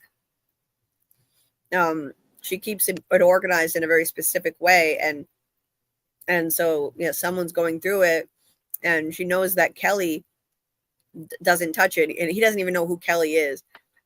She's on the cleaning crew. He doesn't even bother to know the name of, God forbid, the name of someone who's on the cleaning crew. So she thinks that an agent in the office is surveilling her, and then cut to this douche right here. This is the one who's doing it, of course. And it was revealed in episode 5 that he is working with the mysterious cowboy man who we first saw in DC, receiving a call from the agent's wife, who was on the case before, Breen, who was in the mental institution. She called the cowboy, said that someone's poking around into, like a Fed is poking around into Joey's death again. And the cowboy is he's in on some kind of conspiracy cover-up with the government, and so is this guy. We saw them in a car together. This is Grant, Agent Grant. So now he's poking around in Nina's stuff, and he's enlisted the help of this guy to do it again. So because he found nothing in her desk, but he wants his help doing some more digging elsewhere. So he needs to get her phone record now, and to do that, he wants to know who she's calling and who's calling her back. And okay, Jessica is the name of the blonde. Jessica, the blonde secretary. So he gets this guy to help him go through Jessica's desk while he distracts Jessica, but he doesn't tell what. So this guy here is not in on it. He says, "Are you going to tell me what this is about?" And he won't. So he's not in on whatever conspiracy this is. So far as we know, it's just Agent Grant in this office. It doesn't appear that anyone else is aware of this cover-up conspiracy thing. There could be others, but so far we know it's just him. He says, "Do you want deniability or not?" So this guy here does not know, the blue-eyed brunette guy. Then there's Jessica making her her coffee with the Sanka. And if it's going to be one of those days, Sanka. I guess that was their slogan. Is that their slogan? Yeah, because they have a series of posters of people having really bad days, and then it says, something underneath it. Right. Like stuff like burning clothes with an iron, or like having some mishap with a lawn or something, and it's like, oh, it's going to be a long day, Right. Kind of a deal. Right. I looked it up because I was interested in it. Because Sanka's one of those old school brands, Yeah, Family Guy made fun of that too. Did you ever see that little clip? Where it's the old lady, she's like, "Sanka, it helps me poo."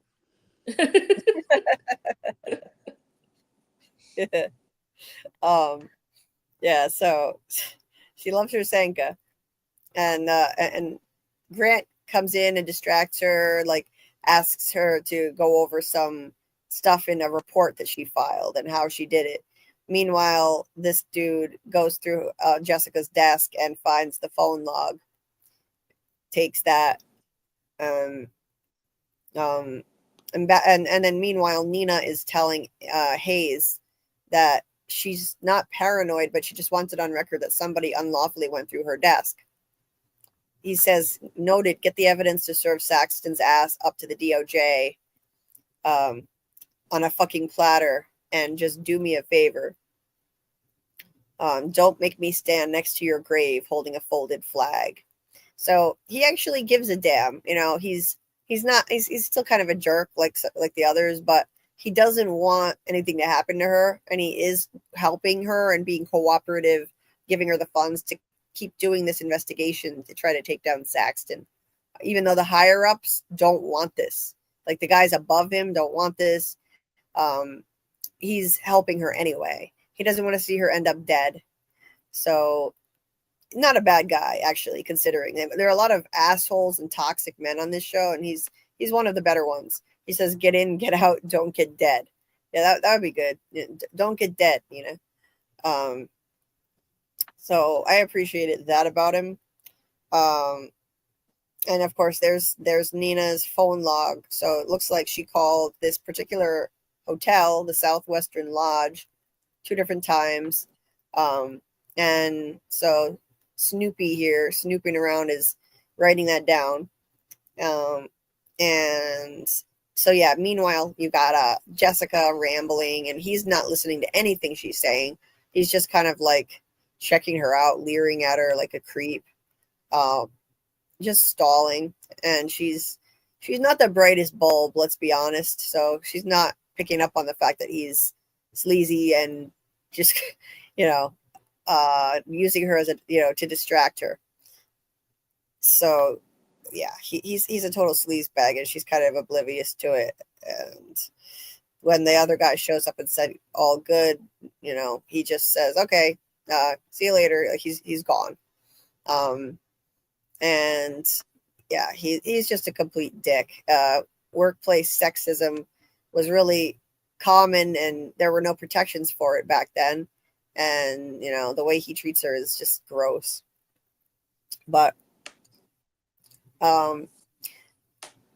so then you've got Nina and Awan noting that Paris Guilford, he's the one who supplied the C4, I believe. That's just a nickname. The real name is Sybil. Why? I have no idea how to pronounce that. But Sybil something.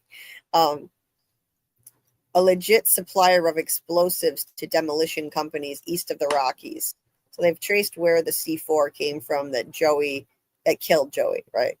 The guy's based out of St. Louis and doesn't have a criminal record. And so then, so Nina is very much aware that this mission is very dangerous that she's about to go on with, pretending to be a Russian interpreter. She takes off her necklace, which looks like a locket, gives it to Awan in case something happens, to give it to her mother. And he encourages her, saying nothing's going to happen. You got this. But she said that's important to her. I have a question. Yeah. So her mom teaches Russian literature, or the Russian language. Yeah. Why can't she just say to the Russian guy that her mom teaches Russian literature and knows Russian? Then this whole story about the being in the in the army and all that in Hamburg.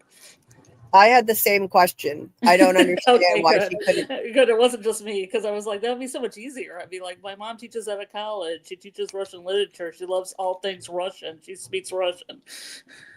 I don't understand that either. Why she just made it more difficult for herself, and she winds up in a sticky situation because of the lies she makes up about how she knows Russian so well later when they have the meeting. So I have no idea, Scarlet. I don't understand that. Okay. Well, I'm glad somebody else thought the same way, because I was like, it would be so much easier, because he's just going to be like, okay, your mom's a teacher. Next. Carl, what do you think? I don't know. Maybe it's the 70s, and for her to be more legit, maybe she had to have it come from her dad or come from somebody who was in the military or something like that. That might have been the choice. But I was also going to point out, did you guys pick up any sort of romantic vibe as she's handing the locket to Awan? Like romantic looks? Yeah, like this right here. Oh, you're shipping, I see. Yeah. I picked up on it. Look at the heart eyes right here. The He's heart looking at her. eyes. Yeah. He's got heart eyes there. Uh, Definitely. Especially, I've had my eye on them since that weird moment earlier in the season where someone asked if they were a couple or something, or mistook them for a couple, and they both, mm-hmm. in unison were so quick to say, "Oh, we're not dating." That's such a trope, you know. Then they wind up dating later. Okay. Yeah. So yeah, I think so. I think so. She puts the locket in his hand and she closes his hand over it. Just make sure my mother gets it. Yeah, I picked up on that. So then these douchebags are looking at the phone record and see that she made a bunch of after hours calls in and out from the Southwestern Lodge, and he's real satisfied with himself. So now he's got a lead. Now the Southwestern Lodge, was that where she's staying? Or like I was confused on that part. Like why the Southwestern Lodge? I don't know. Maybe I missed something there. But That's I think, Julie, I think that's where she's pretending to stay at. And that's where, remember, Jim and that other fool like picked her up or whatever.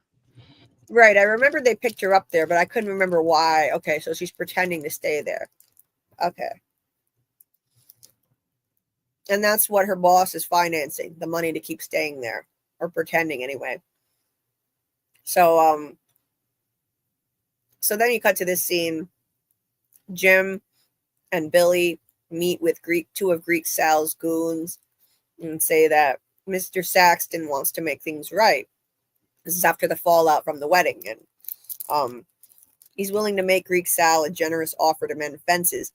He's got some profitable routes through New Mexico, and he's offered to sell Sal to let Sal traffic those goods, legal and otherwise, through Las Cruces and Albuquerque at no surcharge for a year, which more than exceeds any damages that little wedding incident may have caused. They're not satisfied with that. They say that doesn't even come close to making up for you and this little bomb-throwing bitch daughter going Bonnie and Clyde. But they kind of correct it and say more like The Graduate, right? Because at the end of The Graduate, you know, spoilers for The Graduate, but you know, someone crashes the wedding and runs off with the bride. And they're like, get your fucking movies right, dipshit. Show some respect to American cinema. Jim has this way more in hand than Billy. Billy is a loose cannon idiot and should never be deployed to these situations. And he winds up screwing them really bad in a minute. Jim is like, we just came here to put out the fire, but they're not satisfied. They say like no low volume routes are going to rectify breaking up $1 million international merger. Because that's what the wedding was basically. You know, just marry off your daughter for an international merger, like she's chattel to be traded. They say this shit is not going to be square until Sal has half of Arizona too. Billy, loose cannon, pulls his gun and says, "You greedy fuck." And another loose cannon here is like, "You want to go, dickhead?" Yeah. Two doofuses. They're pointing their guns at each other. Why is this gun so comically long? Like this gun looks so weird to me. It's look how long I thought the this barrel. too. I was like, I gotta look up what gun that is because it has a very long barrel, like a crazy long barrel, like unbelievably long. Yeah, it's like those, you know what I mean? like those short guys that buy those lifted trucks, you know, and have to use a ladder to get inside of them, like that. He's projecting. Yeah, to make himself feel better. Yeah, maybe trying to compensate for something. Yeah, just look at that. I think they did that on purpose. This show has comedy injected into it, and I do think that they gave him this gun for comedic effect. Yeah. And it's also another like TV movie trope. In real life, if the guns came out, they're gonna get fired. Right. Yeah. So yeah, another trope. So and Jim is just looking like these idiots. Yeah, he's right in the middle of these two idiots pointing guns at each other, like the annoyed dad who has to, you know, settle down this ruckus. He gets Billy to lower the gun, and the other guy gets his friend to lower the gun. Jim says Arizona's off limits. Sal knows that because he wouldn't give up Utah. It's a valuable deal we're offering here. Makes your employer whole and then some. You wouldn't want to let your personal feelings get in the way of what's right for your boss. And then so they're like, nobody wants a bloodbath. And now this is where Billy really fucks it up. Billy, the idiot who never should be on any kind of important assignment like this, Billy spills, we got more important shit to handle today. What an idiot. We got more important shit to handle today. Tell him to take the deal or fuck off. He says that to Jim. Well, because of that, he just tipped them off that they've got some kind of really important shit going on, and these guys are already pissed at them. He shouldn't have said that. And Jim knows he shouldn't have said that. He turns and says, shut the fuck up, Billy. So that was stupid. Yeah, I mean, now that just tipped them off that they've got something big going on, and this could be a way to get back at them. So great job, Billy. So yeah, they just kind of end it there. Take Saxton's offer back to Greek Sal, see what he has to say. And yeah, then they leave. And Jim says Sax said to be cool. Exactly. Be cool. Don't spill that you've got more important things to do. And the guy's like, what are you, Henry fucking Kissinger? Well, yeah, I mean, that would actually be smart, be cool-headed and diplomatic. Yeah. It's funny hearing Billy call Jim a jackass. Like, you're the king of the jackasses, and you're calling Jim the jackass. Now, of course, he flips off the guys as he's driving by, too. And then you've got the fallout from this right away. One of these dudes from Greek Sal's people, his name is Angelo. He says, Jim acting all high and fucking mighty, like we're going to forget what him and Joey did back in Tucson. So I wonder what that's about. I don't think we heard anything about that before. Another mention of Joey. They did something back in Tucson. Joey used to be part of this too. He was being groomed to be Sax's second in command before he died. So that's another interesting Joey reference. And then one of them says, what the fuck did he mean, more important shit to do? His square with Sal is the only fucking thing that they should be worried about. Let's see what other shit they're up to and fuck it up. And fuck it up for them. So, yeah, Billy screwed up really bad. Caused a massive incident that could have gotten them killed later. Nina comes out in this badass leather getup with an awesome song playing. Yeah, I like her outfit. I was gonna say something when she came on. Yeah, I've never heard this song. It's called She's About a Mover. Yeah, more great music. And wow, what an outfit. Yeah, amazing. The wardrobe and music departments on this show are phenomenal. She's rocking that. She's rocking that for sure.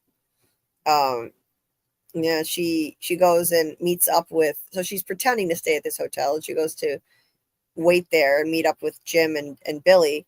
Then she spots this douchebag spying on her, Agent Grant. She goes over and confronts him on it. And he pretends that he's just concerned, and he's resourceful. Like he followed her there to to see, make sure everything's okay. Like, is this an undercover op? Pretending like he's there to help.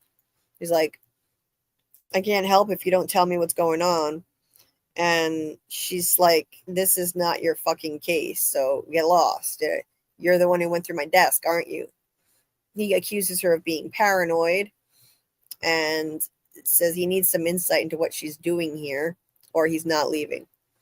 And she says, well, you wouldn't do this shit to any other agent in the office. So, like, again, targeting her due to sexism, racism, probably both. he says he wants to know what the op is, what she knows, and what she suspects. But she manages to get him to get lost when she sees the Duster pull up and says, they're fucking here. So get in your car, don't follow me and drive away, or, we're going to be dead. We're both fucking dead. And yeah, he says, I'm not done with you, and leaves. So he's still going to remain a threat. But for now, he leaves. Billy sees them and automatically becomes suspicious of her. So that's another problem. Like, who is that guy? She has to make up an excuse as to who he is. And she lies and says, oh, it's just a former client who came to see me since I'm in town. But Billy doesn't buy it. And so they, in the meanwhile, they just leave though, because they're running late. And yeah, so he's eyeing her. He's still suspicious of her. He's looking at her in the mirror. He's like, oh yeah, what kind of business is your friend in, your former client? And she says, well, you'll appreciate this. I can't discuss it. She's got to keep it confidential. She's good at staying cool under pressure. She really is. He's watching her. She knows he's watching her. So she keeps a kind of chill expression on her face. You can't even smile wrong or, make a wrong facial expression with these people and forget about it with Sax. So you'd be dead. And then who's this guy? I forget now. They oh, so yeah, she tells Jim that guy was one of the assholes from the office. Mm-hmm. And she says, he's like, you had a Fed at the goddamn office? And she says, no, he just fucking showed up. And she got rid of him, so it's under control. But he points out that, you don't know Billy. He's not going to let that go. But in the meantime, they can't do anything about it. So, Saxton shows up and he's aware of the union protest, but he's going to deal with it later. You can hear him saying that in the background. Saxton shows up, introduces Royce to Nina, who immediately gets a crush on her. Oh, it's my pleasure, he says. It's like, he is smitten immediately. He wants her to ride with them. Like, you can, maybe your interpreter should ride with us. She wants to stay in the Duster, but Sax gives his son what he wants and says, no, you'll ride with us then. Your chariot is this way, Miss St. James. Royce is just too good for this world, for this mob world. He's so sweet and innocent looking. Like, he doesn't belong here. Meanwhile, so like Leon and Angelo are these two goofballs from Sal's crime family, and Leon is watching them. So they're following them, and they realize if Saxton's going, then this whatever they're doing might be bigger than they even thought. So they keep following them. Royce chats Nina up in the back seat. Like, this is such a classic move. Like, anyone show you around? Yeah, how are you liking Phoenix? That's such a typical play. Like, an excuse to go out with her. He's gonna show her around town, and yeah, she just she has to just play it cool, but she's clearly not interested in getting involved with the mob boss's son. He's trying to ask her what food she likes, and yeah, I can take you and show you how Phoenix hospitality is done. And his father has to kind of like, chill him out, like, settle down, boy, let the woman breathe. And he's amused by it though. And he tells Nina You'll be translating the words, but you'll be following my lead. I want to know everything they're saying and what they ain't saying. If they now this is a key line here because Jim warned Nina that if you even smile wrong, Saxton will kill you. Like he's killed people in the past because he didn't like the way one of them smiled. So she knows what will appeal to him as a result. So she knows kind of how to get on his good side. And when he says this to her, she responds, if they even smile wrong, I'll let you know, which pleases him.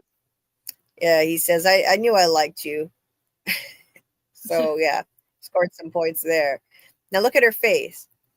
This is what you were talking about, Scarlet. Like her face betrays her feelings a bit. You can see the nervousness under there when he's not looking. She puts on a brave face most of the time, but when he turns away, yeah, she knows that her life is at stake if she even smiles wrong around him. So,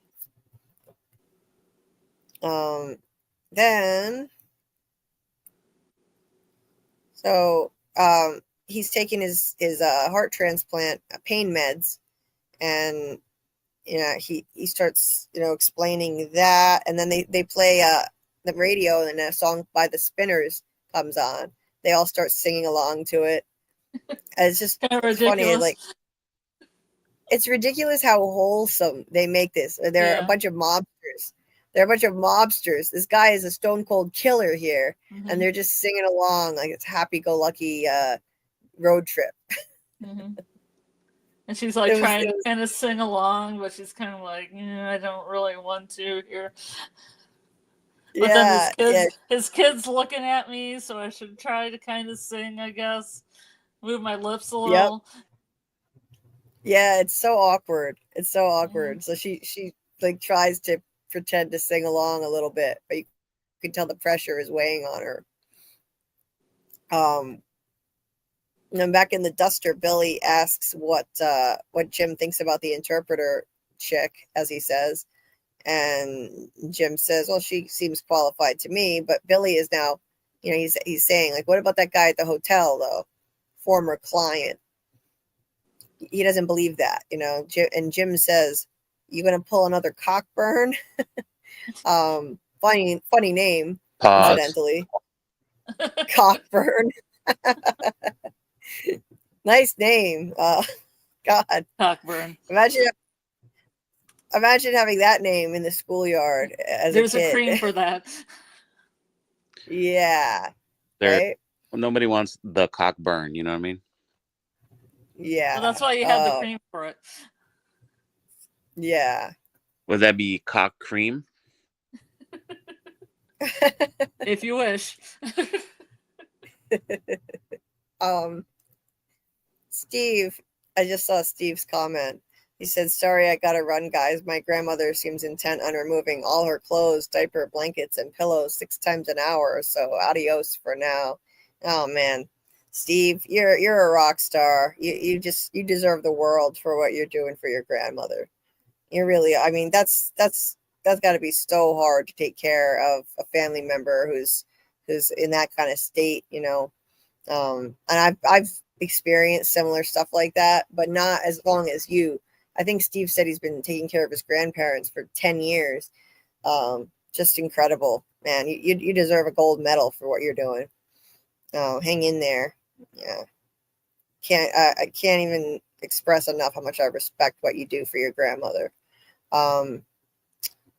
Being a caregiver for a family member is not easy. I have been there, and it takes its toll. Let's see what else the chat has been saying before I keep going here. Let's see.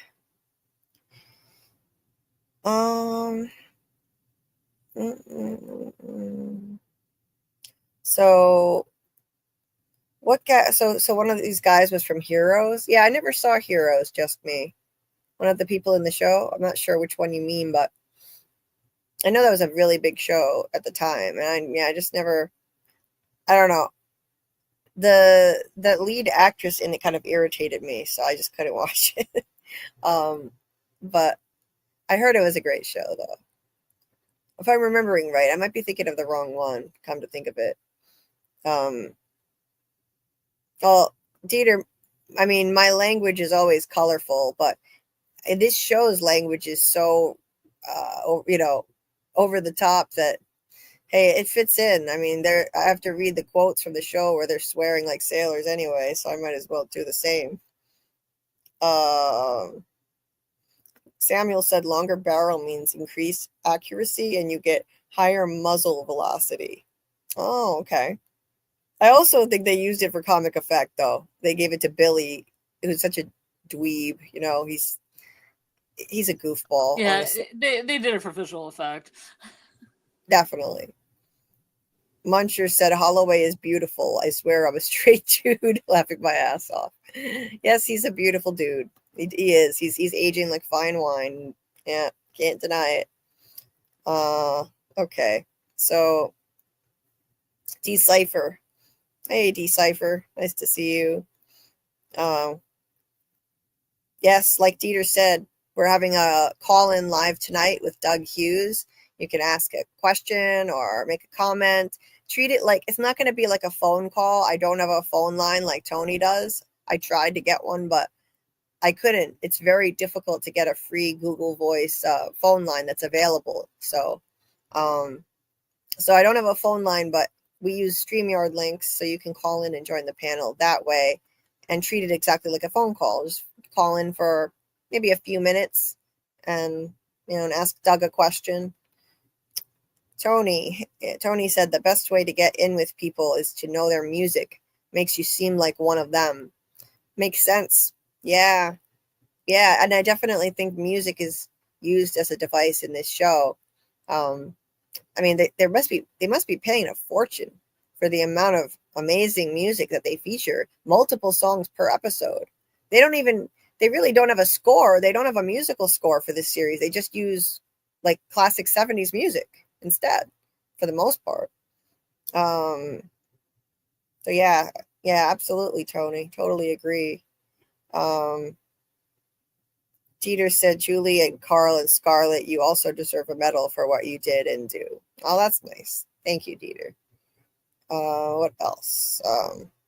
Okay, next time I'm swearing like that, I say I'm being colorful. Yeah, you're being colorful. It's just some colorful language.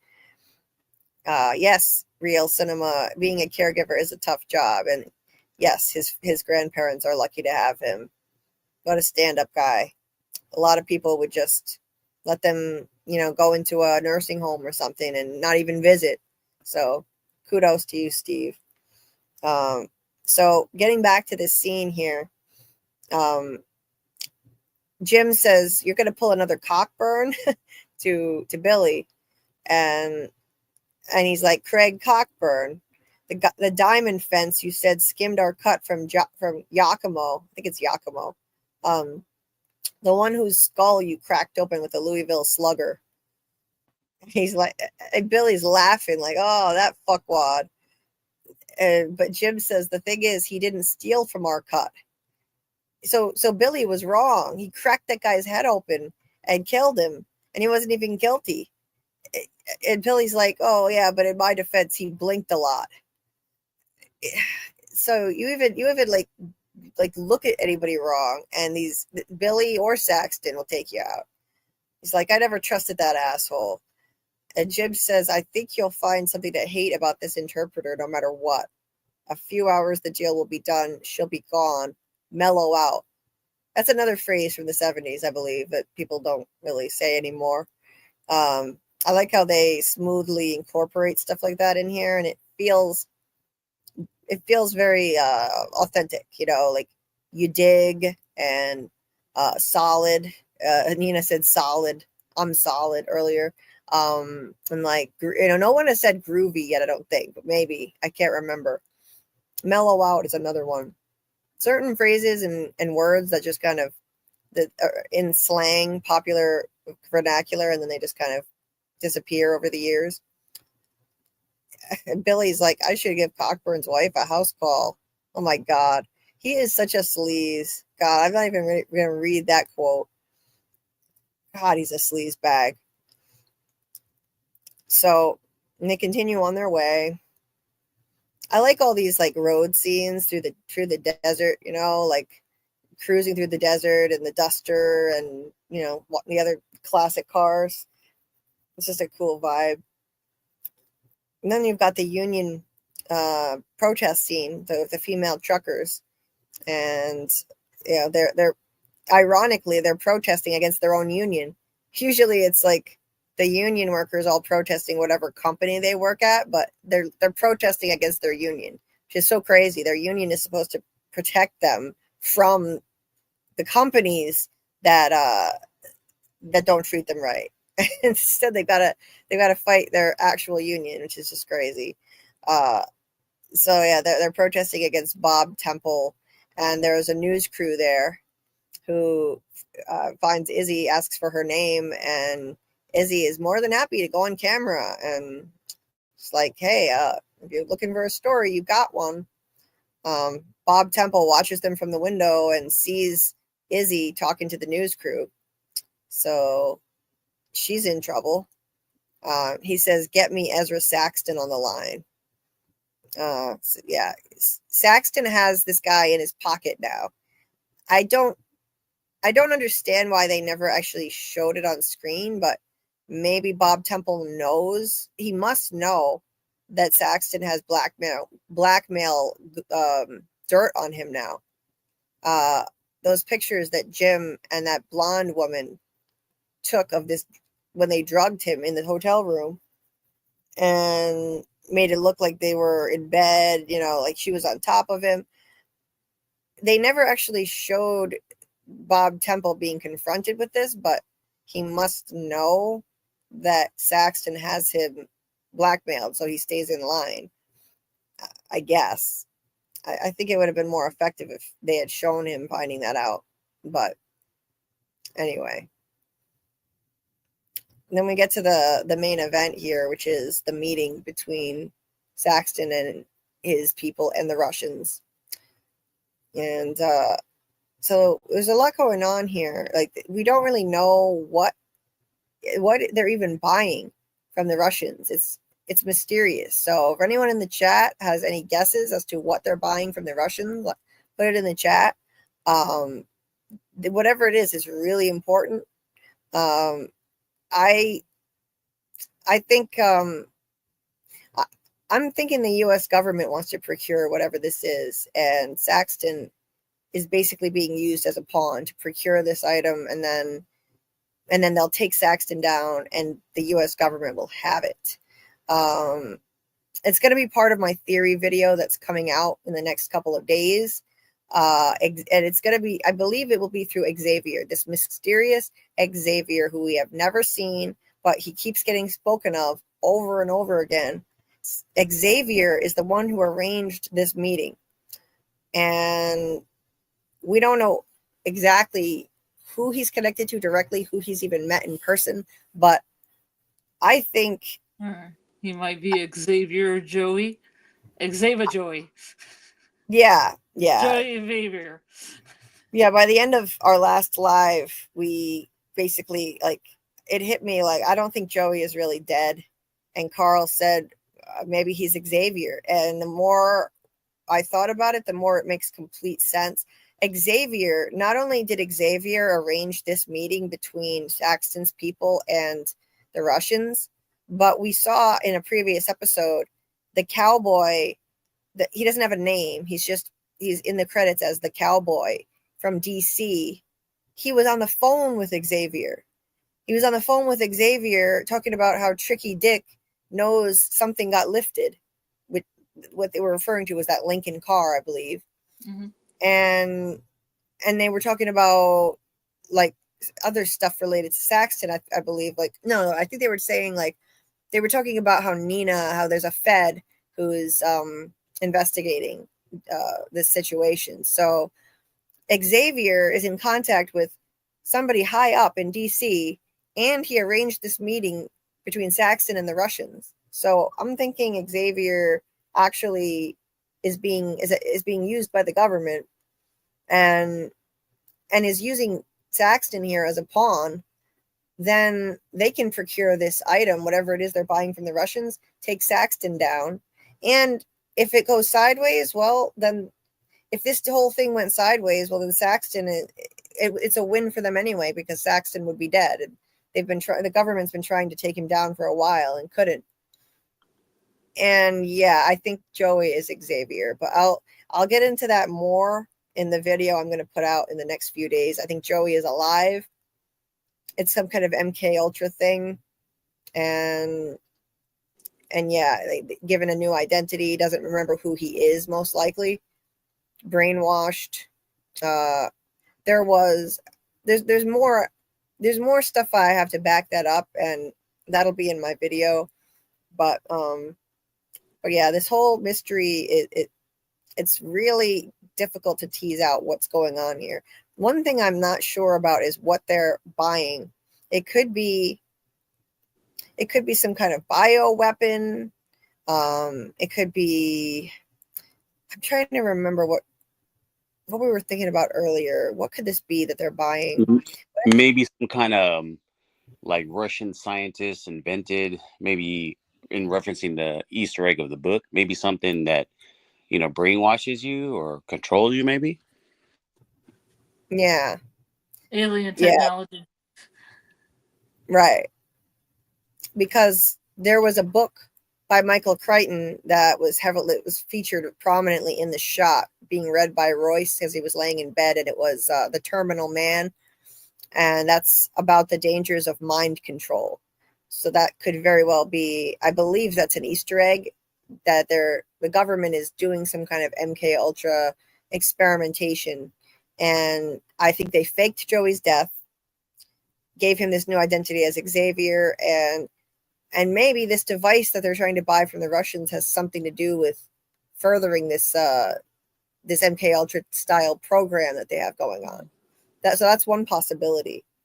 And thanks, Dieter. I'm psyched to finally have a theory on this show that I can put out. I've never watched a show like this before, so it's new territory for me. It's not a mystery box series, and I don't have a lot of experience watching anything related to the mob. So it took me a while, but I finally landed on a theory I'm really psyched about. So I've already written part of a good chunk of the script, and I'm going to keep working on it tomorrow and hopefully get it out Thursday. So let's see. What are you guys saying here? Yeah, Goodfellas style Pesci Decipher. That's a movie I need to watch. I'm looking forward to watching that one. I love Joe Pesci. It's on my list. I've got to watch a bunch of mob movies. Actually, I should really do that before this series ends. I should put that higher on my priorities list so I can, give me some more ideas on this. We only have 2 episodes left before this DUSTER series season ends. Hopefully, it'll get renewed for a new season. I think it really has a good shot at doing that. JT Moore said it's the Pulp Fiction briefcase. Yeah. It was also used in a Repo Man. Repo Man, not Repo Men.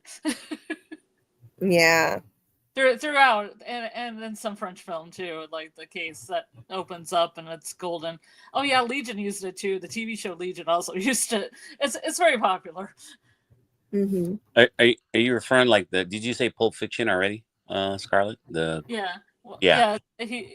chat referenced Pulp Fiction, but also Repo Man and also Legion, the TV show, and probably more that I can't think off the top of my head.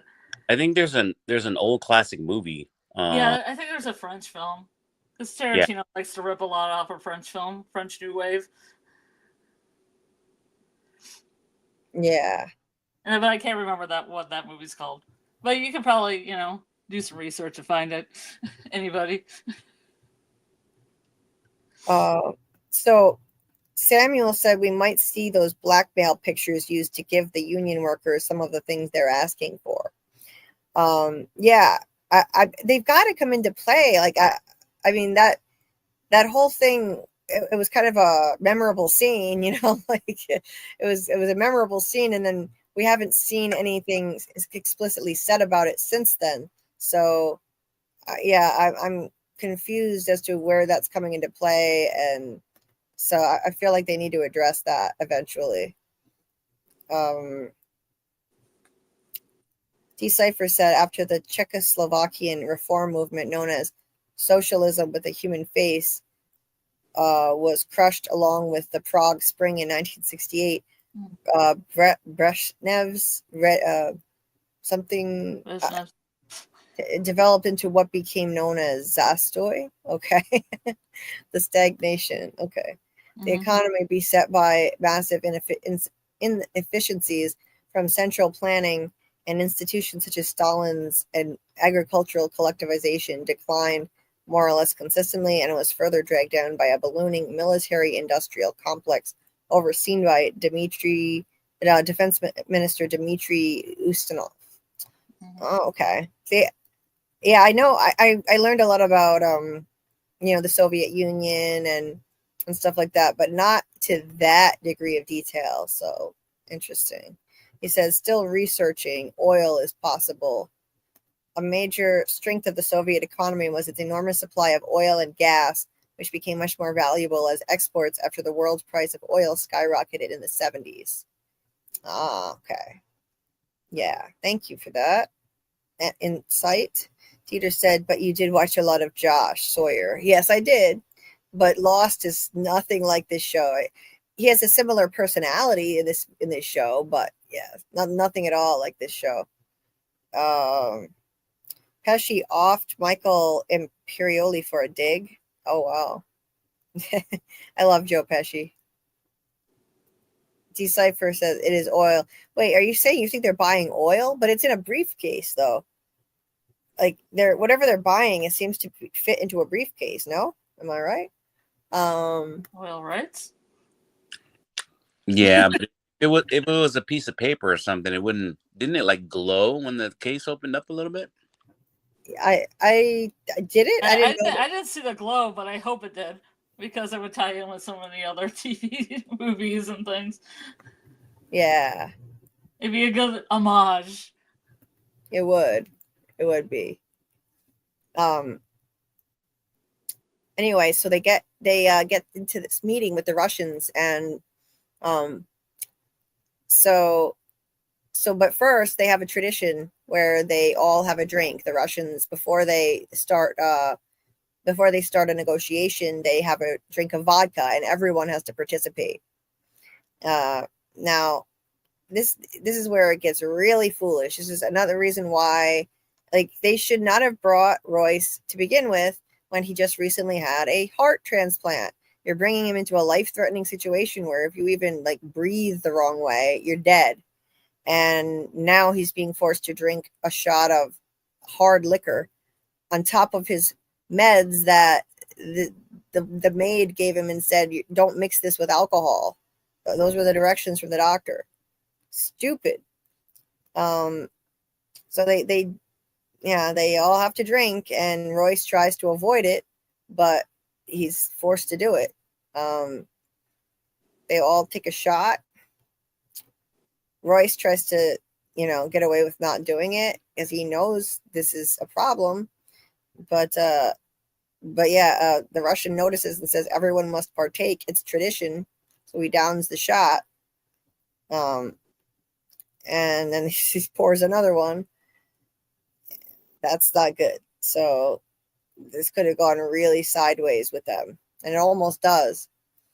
Now, this is where I didn't understand this, and like Scarlet was saying, like this doesn't make any sense to me. The leader here asks how Nina came to speak Russian like this, and she makes up a story when she could have just said her mother taught Russian literature. She says, my father was a code breaker for the Air Force. I grew up on a base just outside Hamburg.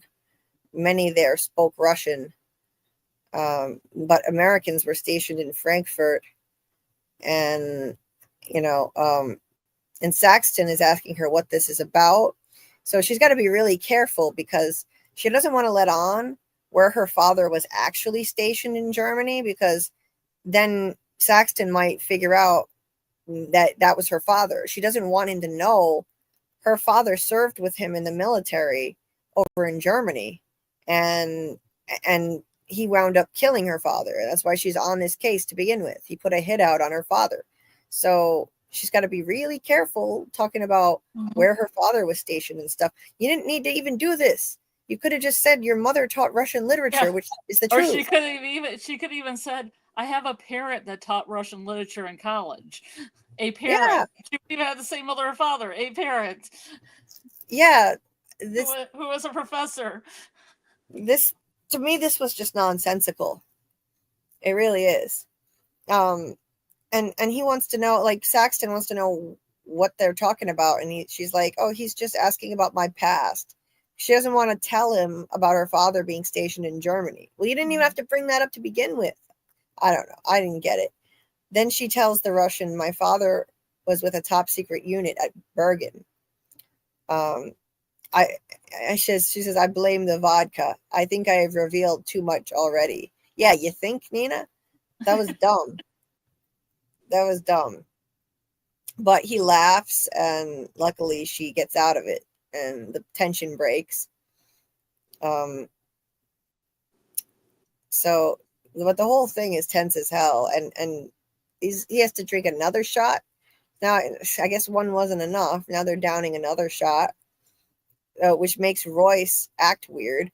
They go to count the money. Royce's job is to count the money for some reason.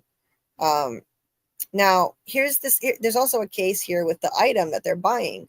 And so yeah, somebody says here, it's incredible how something that can fit in a case that small.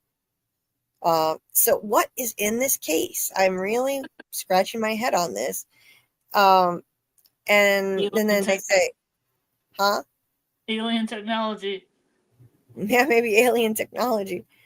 So they're like, I have it on good authority. This is the real deal. Okay, so there's the case. This is the real deal. And we don't see what's in it. Now, here's that name again coming up. Xavier. Xavier. So Xavier is the one who assures them this is the real deal. Yeah, so like that's what the Russian says, I have it on good authority, this is the real deal. And yeah, Xavier, and then Saxton responds, yeah, Xavier. So this mysterious Xavier, why have we never seen him? Why have we never seen what he looks like? And he keeps getting brought up. We've also never seen a picture of what Joey looks like as an adult. They only showed him as a kid in pictures multiple times. So I think, well, I'll get into it more in the video. I won't get into everything that I'm going to discuss in the video, but I think there's a strong connection there. What reason would they have to keep bringing up Xavier but never show him? We don't know what Joey looks like as an adult. I think they're going to show us what he looks like as an adult in a picture eventually. And then we will see Xavier show up maybe in the finale, and it's him. And shout, he's alive. Yep. And Jim shouts, he's alive. Yeah. Just like except he won't know who the hell he is, I think. But maybe. Royce opens the case, and he's trying to count the money, but the liquor plus the meds are going to his head, and he starts like getting dizzy. I mean, that's a massive amount of money to count too. My God. He's counting like stacks and stacks, tens and tens of thousands of dollars in stacks. I'm not sure how much this adds up to, but it's a lot.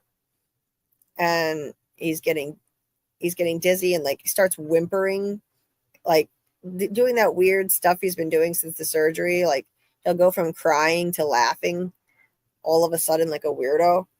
He's like whimpering, then he starts laughing, and meanwhile everybody's like eyeing him. The Russians are not liking it, and again, they shouldn't have brought him here. He was not ready for this. He's like, this is a lot of dough, and he starts laughing. Nina says in English about the Russians, he's ready to walk. And Royce is like, the fuck do you mean he's ready to walk? Do you know who you're dealing with? It's Ezra fucking Saxton. Like, he's out of his mind. His father's like, are you trying to fuck this deal? And Royce says, it's the pills. It's the meds. Yeah, no shit. You shouldn't have brought me with you to begin with on this. And Jim tells Nina to just say that there's a bad reaction to the meds, but Nina correctly, wisely points out that Casimir, the leader of the Russian group here, is old school macho, like some Bolshevik John Wayne shit. So admitting that will show weakness and blow the deal. God forbid you admit kid had to have a heart transplant. So Jim gets an idea and saves their asses and says, translate for me. And he says, Royce may get a little emotional sometimes, but he's the baddest motherfucker to walk this earth. And she translates. Yeah, like he's the baddest. He's a real bad motherfucker. Yeah. But Jim says, such a badass. A few months ago, 2 guys jumped him, sliced him wide open, right down the middle. Royce kept fighting, even with his heart nearly out of his body. Yeah. Okay. Well, kind of, in a roundabout way. In a roundabout way. Yeah. It's so funny. Not only did he keep fighting, he killed those 2 men with his bare hands. Would anybody believe that looking at this dork? But okay. He says, ask John Wayne if he knows the odds of surviving something like that. Then he walks over to Royce and he tells Sax in English, it's a Hail Mary. They won't know what he's saying. He's like, he says, there are no odds because there's only one Royce fucking Saxton. And he rips open Royce's shirt and shows his big transplant scar here and says, the toughest man you'll ever meet right here. And it fools Casimir. He looks at it. He's like, he believes this ridiculous story about this dork that was clearly the weakest guy to ever be in a mob, but he believes it. And so Jim is really smart. Jim is not just a pretty face. He's clearly street smart. He's never been in a situation like this because he's always been just the driver. And this is the first major operation that he's been a part of. And yet he is able to think on his feet and save the day. He saved them all, really. And then the Casimir guy says in Russian, they meet by the clothes, they see off by the mind. So it's a Russian expression, and it means essentially don't judge a book by its cover. That's the title of this episode, Meet by the Clothes. So that's the explanation for that. So this kid, he looks like a dweeb, but Casimir is fooled, and he says that expression, meaning don't judge a book by its cover. He says, you're a brave man, Roy Saxton. And then they have a deal. That's that. Henry fucking Kissinger, Jim here, saved the day. Him and he and Nina, they managed things really well, but unfortunately these 2 assholes followed them there, still snorting cocaine. They were doing cocaine in the car earlier. I believe it's like Antonio and I forget the other one's name, but they're Sal's people watching them, wondering what they're buying. Leon is the other one. They want to find out. Oh, Angelo, that's it. Angelo and Leon. They see that the Russians are leaving and they want to know what exactly Zax just bought. So they get their guns and then they start heading in there. Saxton is proud of Royce, like even though it didn't go as well as he wanted, they closed the deal. So he's happy. He's happy, but Billy is ready to turn on Nina though, because he still suspects Nina ever since he saw Nina with that random guy at the hotel. Sax tells Jim to get the case and Royce to the house and drop off the interpreter, meaning Nina. And he says, Norman's taking me down to deal with that Bob Temple situation. This goddamn trucker protest is getting out of hand. So that's trouble for Izzy and Luna down there at the protest. And it's just too much attention on that company. He doesn't want a bunch of media attention on that whole company that he owns, and so he's got to do something about it. So now Izzy definitely in danger. That's going to become an issue in the next episode.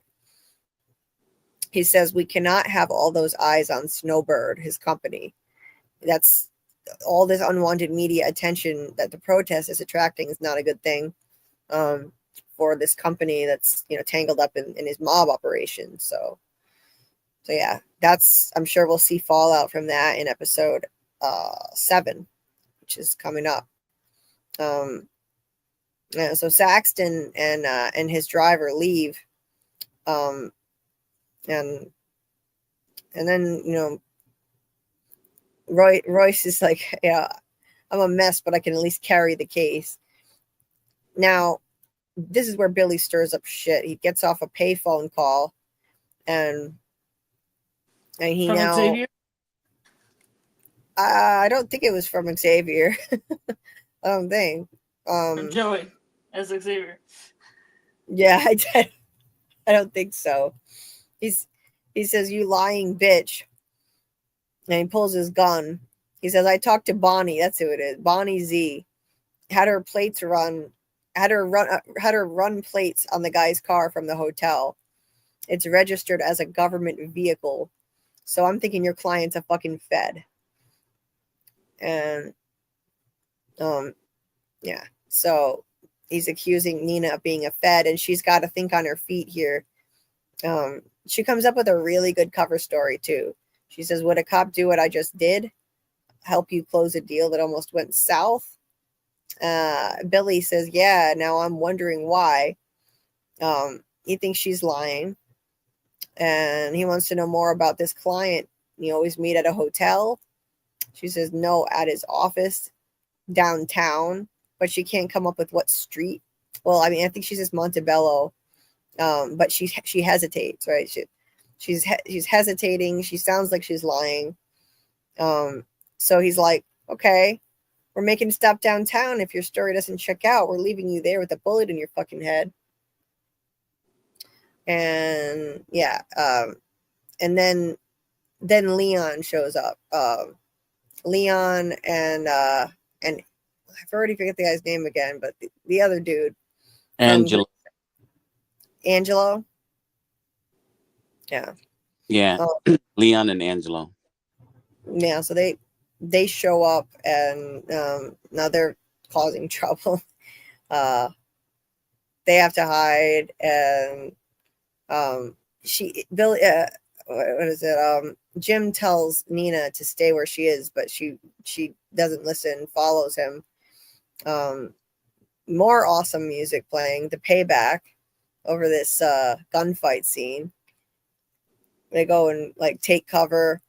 And, the gunfight ensues. We got these two idiots, and it's all Billy's fault. Billy should never have said they have more important shit to do today and tipped them off that something was going on. Yeah, so yeah, it's all Billy's fault. They realize like whatever's in that case must be really valuable, and they try to get them to hand it over. It's only fair since you stole Sal's daughter. Like Sal's daughter is chattel, just to be traded like an object in that wedding.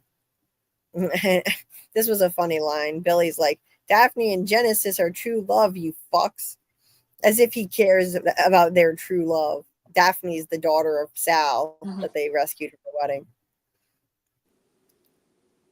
And then you've got Jim and Nina, comparing like how much ammo they've got left. They only have a few bullets left. She has a switchblade, he doesn't. So guys are much when they have a better position. So, they're at a disadvantage, Nina and Jim. And now this was crazy. Okay. I think the writing of this particular line was not done really well, to be perfectly honest, because he just casually says, listen, if somehow you get out of this and I don't tell Luna about me being her dad. All right. Okay. So the way he phrases that, he makes it sound like she already knows Luna is his daughter and not really his niece. This is something we've been speculating on all season, that he's really the father of Luna. The phrasing of it makes it sound like she already knows. I feel like the writing screwed it up. The writing, it should have said, in case we don't get out of this, don't tell Luna, but I'm really her dad. Like, reveal it that way, because why, if she, I don't get it. Like, they act like he's already confided this in her. And so why phrase it that way? Don't tell Luna about me being her dad. All right. I don't know. I just found that kind of weird, but that confirms the theory that he's really Luna's father, not her uncle. And he's always been very loving with her, very paternal with her, spending time with her a lot. So it makes sense. He's also got chemistry with Izzy, her mother. So they apparently were together at some point. He may have betrayed his own brother, Joey, hooking up with her. Maybe when Joey and Izzy were still together. So yeah, confirmed. That theory is confirmed, that he is her father. And he says, tell her to take care of the duster. Keep her purring like I did for Joey.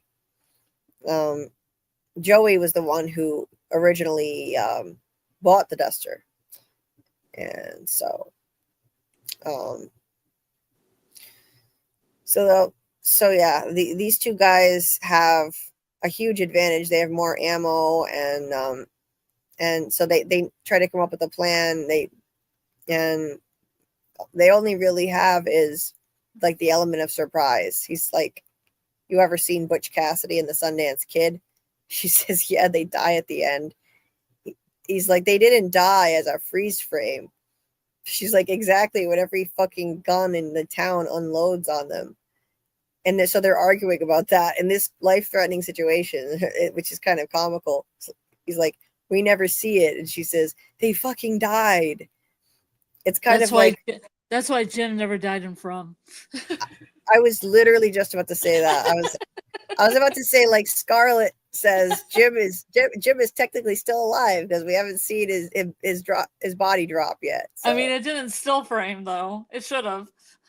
It didn't still frame. Should have ended with still frame. As soon as when I watched this, I thought of you, Scarlet, and Jim on From. Because you're like, he's not really dead because we haven't seen him actually die yet. So technically he's still alive. He was on the way, just like Thelma and Louise, just like Butch Cassidy and the Sundance Kid. Exactly, yeah. So, but yeah, he says Baltimore, the only thing we've got on our side right now is surprise. Hit him hard, hit him fast, live to see another day. Nice badass line for Josh Holloway to deliver. He's like, you want to be Newman or Redford? She says Newman. That's another movie I've never seen, by the way, Butch Cassidy and the Sundance Kid. So I gotta add that. I know that's a classic. I just don't like Westerns, but I know it's a classic, so I should at least watch it once. They die at the end, Julie.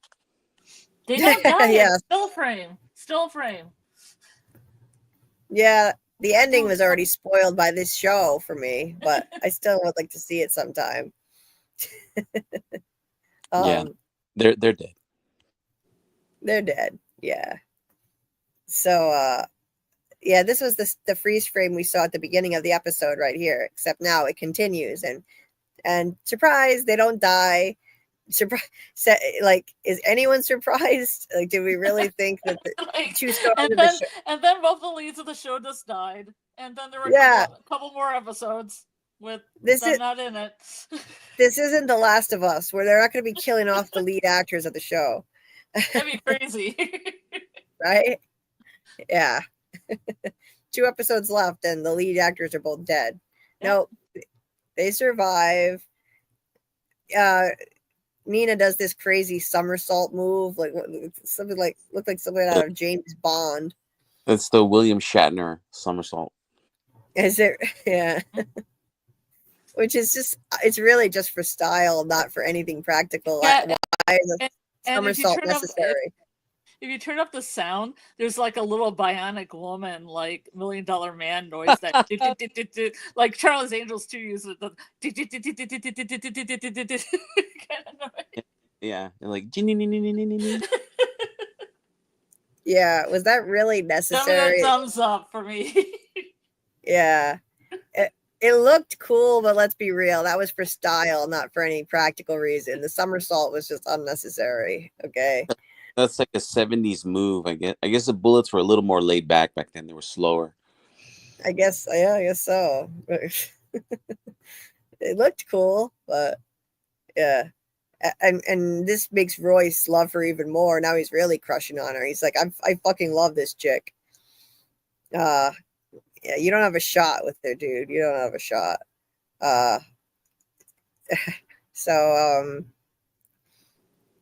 So Jim manages to take out one of them, who's about, before that guy can take out Nina. He's like, you owe me one, Newman. Yeah, I'm good for it, Redford. And she is good for it, because then she takes out a guy for Jim. She takes out one for Jim. So they both kind of, they back each other up. He does get grazed in the middle of this gunfight at some point. He gets grazed by a bullet, but they come out of it otherwise unscathed. And so yeah, that was there's a lot of hype at the beginning of the episode just for a very quick little action scene, but I enjoyed it. It was fun. Royce was loving it. He's smitten more than ever now. Yeah. So they look at each other like, okay, mission accomplished. But Billy is still not done being a dickhead. Pulls the gun again on Nina, says, I wasn't sure you were a cop before. I sure as shit am now. Where'd you train with a gun? Jim's like, she just saved your ass. He says, no, she's a fucking liar. And he does, so he's suspicious of her even more now because she was so good with the gun. And the man at the hotel, piece of shit is a cop. So Nina says, okay, so this is where Nina comes up with a really good cover story, much better than that shit she was trying to say earlier. She says, yeah, that piece of shit was a cop that she was meeting at the hotel. She says that was her husband. Basically, he was, abusive, and she was afraid of him, and she was embarrassed by it. She was ashamed. She let him make her feel afraid in her own home, like a helpless fucking victim. And she sells it. She really sells it convincingly. I mean, Billy's not buying it at first, but then she comes up with a name, Trevor, fake name. He's been tailing me since the day I walked out on his ass. She's even teary about it. I can see a tear coming down her face. This is like kind of an Oscar-worthy performance she puts on. She says the courts won't do anything because he's a cop, and that's why I learned how to shoot.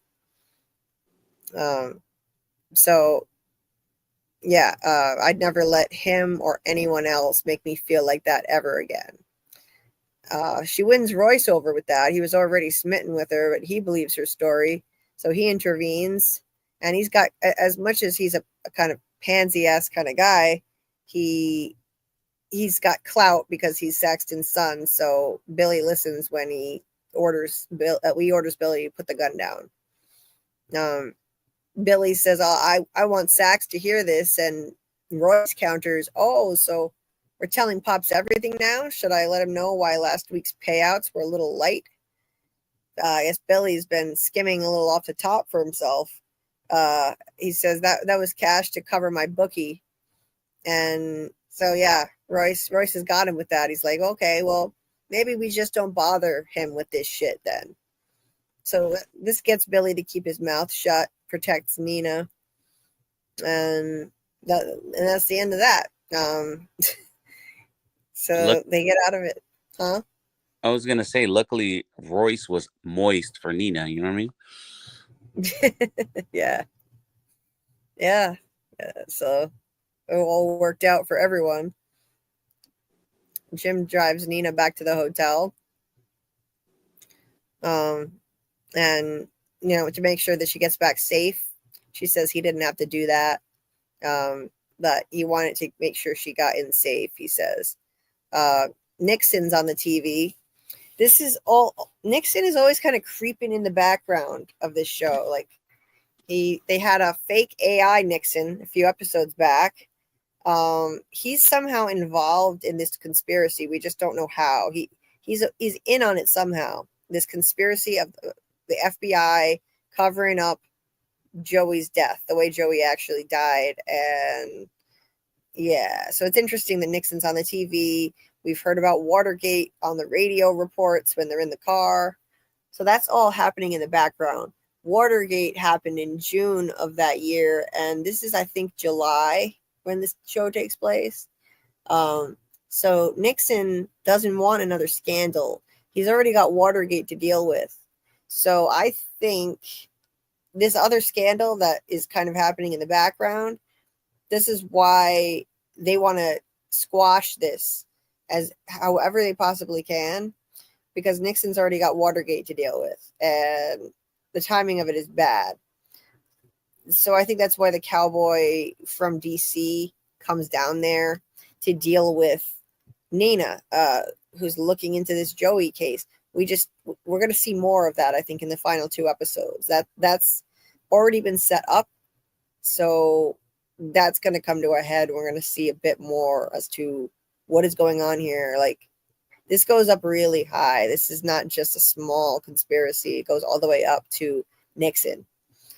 That's another clue, too. The fact that he's on the TV there. It's another clue that he is somehow involved in this conspiracy. She puts on the TV, says she wants to see if there's anything on the news about the shootout. But yeah, that's like a clue to us as the audience, though, seeing Nixon there, just as a reminder. This conspiracy goes up all the way to the top. She tends to his bullet graze wound. She's got I think she's got some liquor there. So she, cleans it off.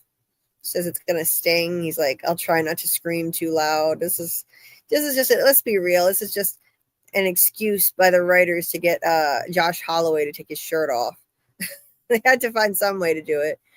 They did it at least once earlier in the season when he was with some chick in bed, but yeah, they found some reason to do it again. Like, I honestly thought for about 5 seconds they were going to make out, so I'm so glad they didn't. It looked like they were going to. They kept getting closer and closer. I'm like, oh, please don't let them make out. I know. I was so relieved. I was so relieved that they didn't. Yeah. It would have been too cliched, I think. Yes. Too predictable. Hey, James West. Nice to see you. We're breaking down. Normally we do these Duster Lives on Monday, but we're breaking this down a day late. I had to reschedule.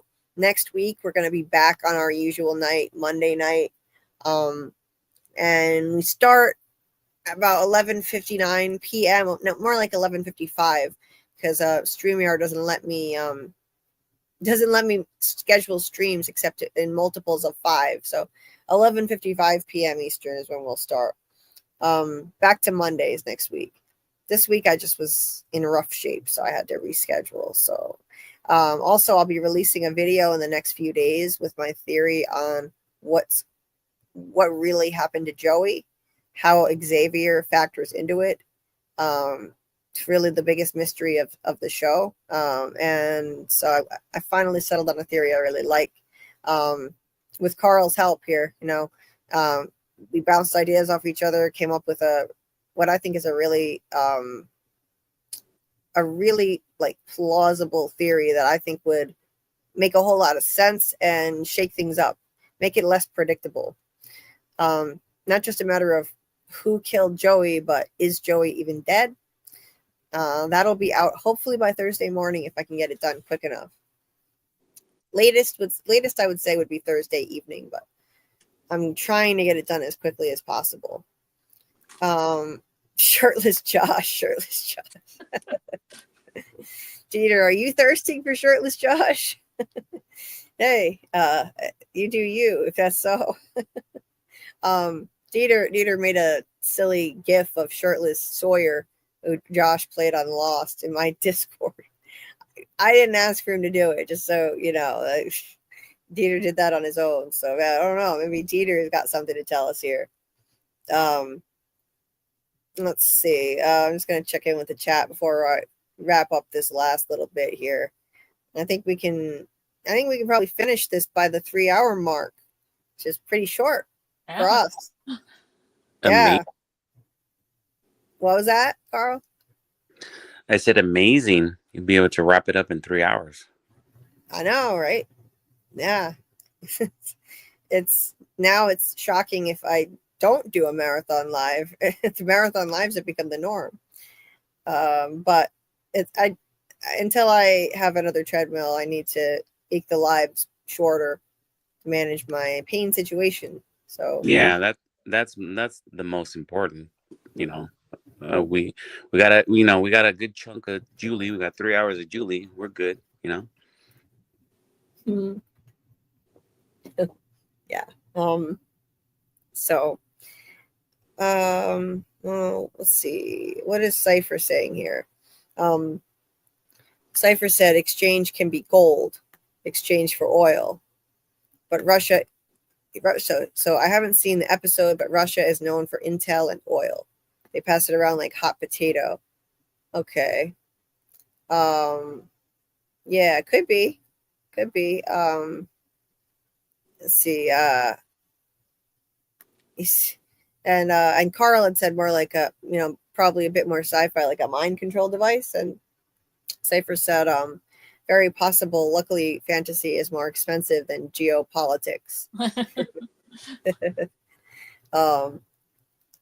Xavier's Joey, Julie, I want your brains. Well, thanks, Dieter. I didn't come to this just on my own, though. I was thinking, okay, Joey's not dead. The feds are covering it up, and they're using Joey somehow, and through like mind control, MK Ultra type experiment. Ultra later, ta-da.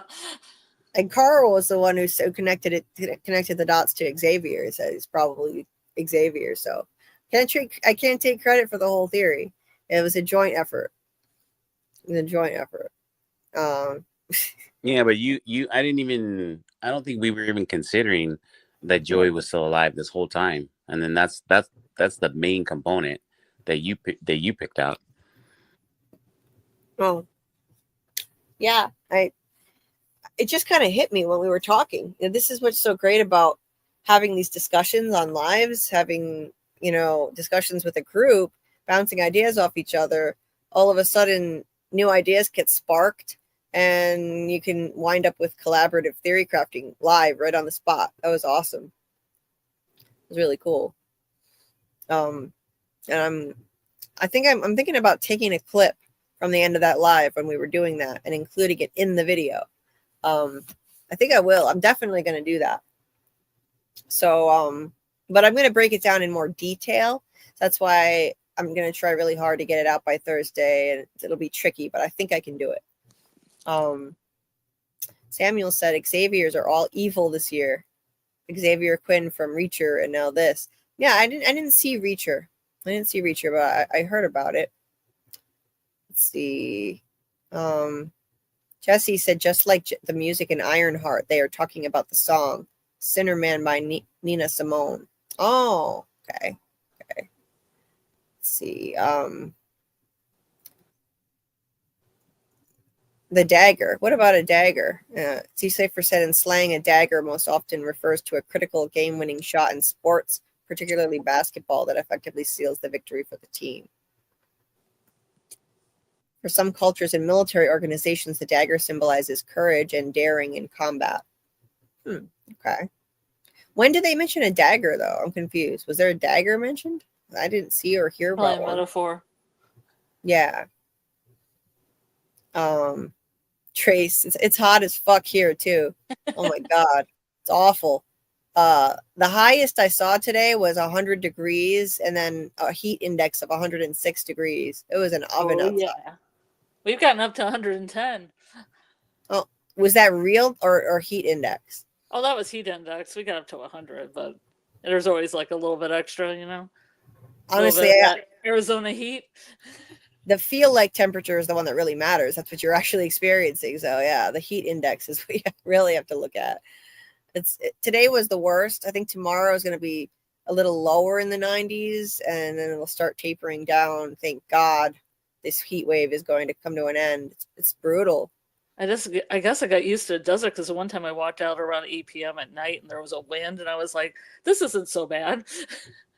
Oh, I really? kind of stuck to the shade. I was like, this is kind of like Arizona on a not so hot day. I tried to take all my Arizona knowledge and all my desert knowledge and apply it. Yeah. I mean, if it's not humid, I think it would be more tolerable, but the humidity is what's killing me. When I go outside and walk, it's like, it's unbearable. It's like all of the air is just putting pressure on me from all angles. And Yeah. I feel weighed down. I can't walk as fast. I noticed that I'm walking less steps per minute, less steps per hour. I can't, like, it's all just pushing in on me, and my back pain gets worse, probably inflammation. Probably their joints, yeah. It's awful. Mm-hmm. It's awful. Yeah, I had a lot less of that when I lived in San Diego, where I lived where it's drier. We got to figure out how to get you into a dry climate. Yeah. One day I need to definitely get to a drier climate, because I don't know if it would help my leg pain or not. Maybe it might, because honestly, I think it might, because like there were 3 days a few days ago where it was like there was like very low humidity and maybe temperatures in the low 70s, and it was perfect. Like I had much more tolerable walks. My leg pain was less severe. I didn't have as much back pain, and now I've just been feeling like garbage. I've always felt that the humidity makes my chronic back pain worse, which I've had since I had surgery at 14 on my spine, and I think it may make my leg pain worse too. There might be some kind of, even though the leg pain seems like it's nerve related, it feels like there's also some kind of inflammation, which does affect the nerves too. Because I remember I was put on a steroid for a week, and I had less leg pain all of a sudden just for that week. So it was steroids are anti-inflammatory. So I don't know. A drier climate would probably help me for sure. I eat a lot of spinach. I eat a lot of spinach and a lot of blueberries, because they're both inflammatory. Oh, I didn't know spinach had that. I knew blueberries were anti-inflammatory. I gotta pay more attention to that kind of stuff in my diet for sure. Let's see. Okay. Dieter said Julie has more pain, maybe because of the heat. I feel sorry for her. I'm gonna move her to Santa Claus. Well, that wouldn't be good either, because the cold makes me feel worse too. It tightens my muscle. But what I need is a warm, dry climate. That's what I need eventually. That's the goal, I hope, one day. But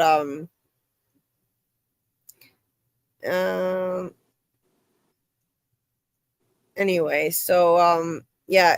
Decipher mentioned the swamp cooler. We mentioned that earlier in the beginning of the live. Yes. It goes round and round. It does. Handmade swamp coolers. People make really cool handmade ACs and stuff. I'm kind of curious looking these things up and seeing how you do it. Yeah. Beyond the 2-liter and the ice cream salt and all that, and a fan, they have like ones that are actually hooked up to like sources of power and stuff. I saw one where it's like a 5-gallon bucket and a fan Yeah. and a hole on Mhm. one side, and it like blows the cold air out. Hmm. Interesting. Yeah, this is a. I need something because this is a rough summer for me. Last Yeah, or summer, oh, sorry, I was just gonna say, or you could just buy an air conditioner for your room. yeah, Well, she doesn't have the money for that. She's trying to save up for the treadmill. yeah, I'm trying to save my money right now. So I was trying to think of things that are at hand. You have a bucket, you have a 2-liter. You could get some like ice cream salt if you can find it, or some other kind of like salt that would keep the ice frozen and evaporate slowly. yeah.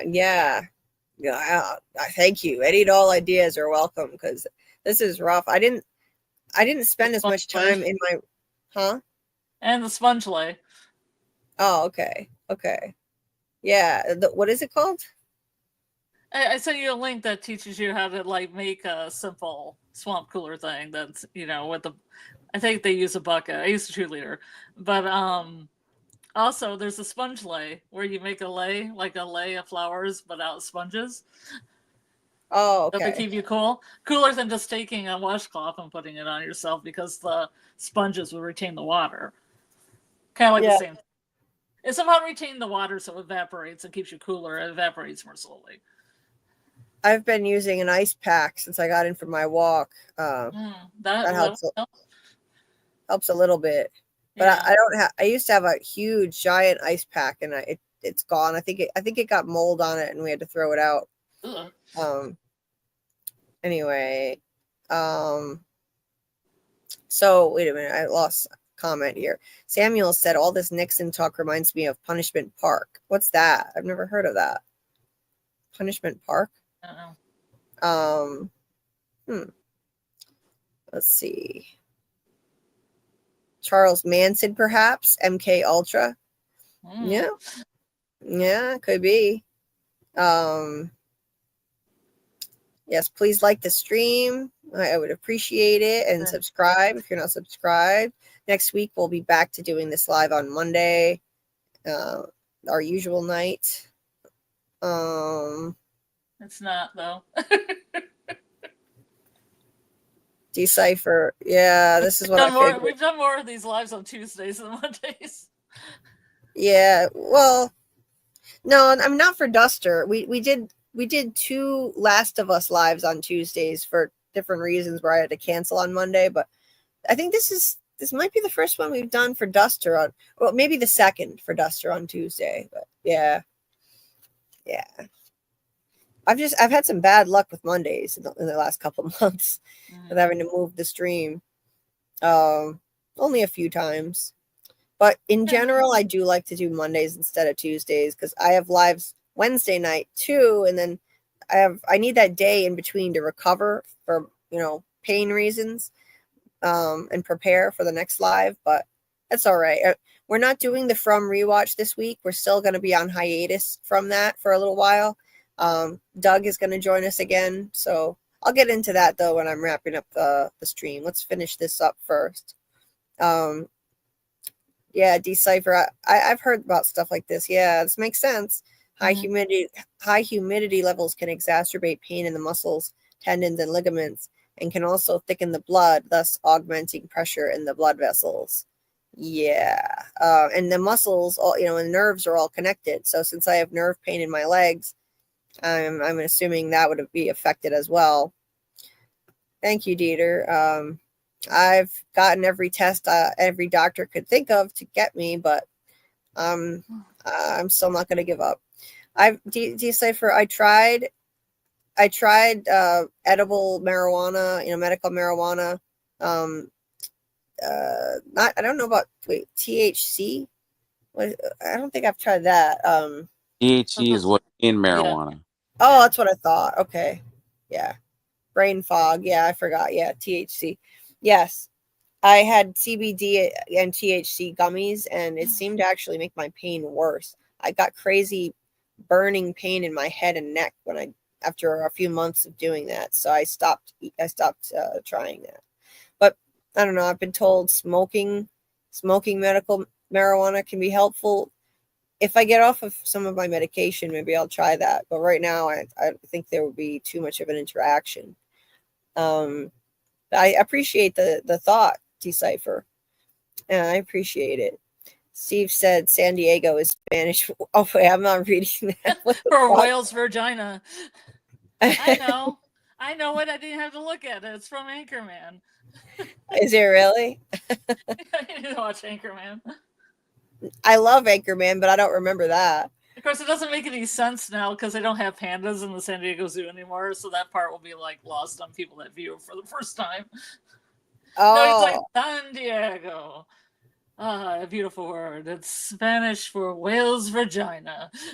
It's funny because when I lived in San Diego, people quote it all the time. You know, like "fuck you, San Diego," and that's like there's a lot of quotes from the Anchorman because part of it was actually shot in San Diego in Balboa Park. So there's that. Yeah. Yeah, I love that movie, and yet I don't know, maybe I just don't watch movies enough times, but lines from movies don't stick in my head. I'm not good at quoting things. So I completely forgot about that line. But I put a thing like the Take Me to Pleasure Town segment, I quote, I say milk is a horrible choice, like all the time when I drink milk in the heat, because Will Ferrell's the scene where he drinks milk in the heat, and he's like, milk was a bad choice. Yeah. It's so hot.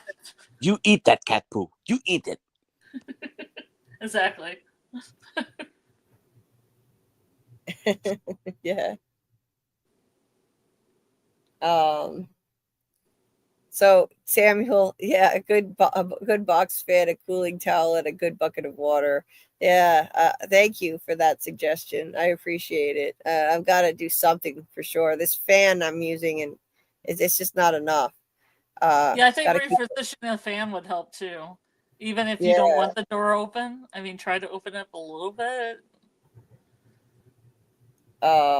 Being in a closed room will not help you. Sorry, what did you say about the door? No, I mean with the kitchen, because you said you have to open up a door, but I mean if you want your privacy, just try to open it up a little bit because a closed room is not your friend in the heat. Yeah. I right now it's so damn hot that I have to sacrifice my privacy altogether because I just can't take it. I got to let as much cool air in the room as possible, so I have the door wide open.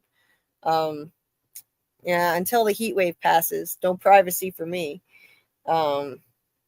Samuel, yeah, I'm gonna get a cooling towel and give that a shot. I appreciate all the suggestions from everybody. Oh my God, Jesse just asks some dude to rub ice on you. He will probably do it. Let's go out. Let's go outside. Hey, you dudes want to run some ice cubes on me?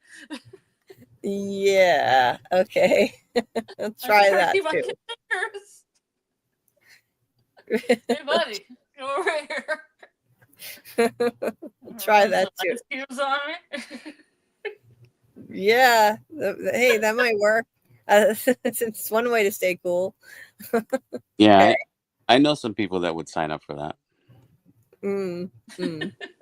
Yeah, I bet you do. So Samuel said Punishment Park was a movie from the 70s. Oh, okay. Thank you. I didn't know. Vaguely familiar, but I couldn't tell you about it. Like I've heard it in passing, but I couldn't say. Yeah, I never heard of that before, but thank you, Samuel, for the input there. Mondays, am I right? Yes, Steve. Normally Mondays. Try the oil instead of the gummies. Oh, okay. Yeah, I've tried CBD oil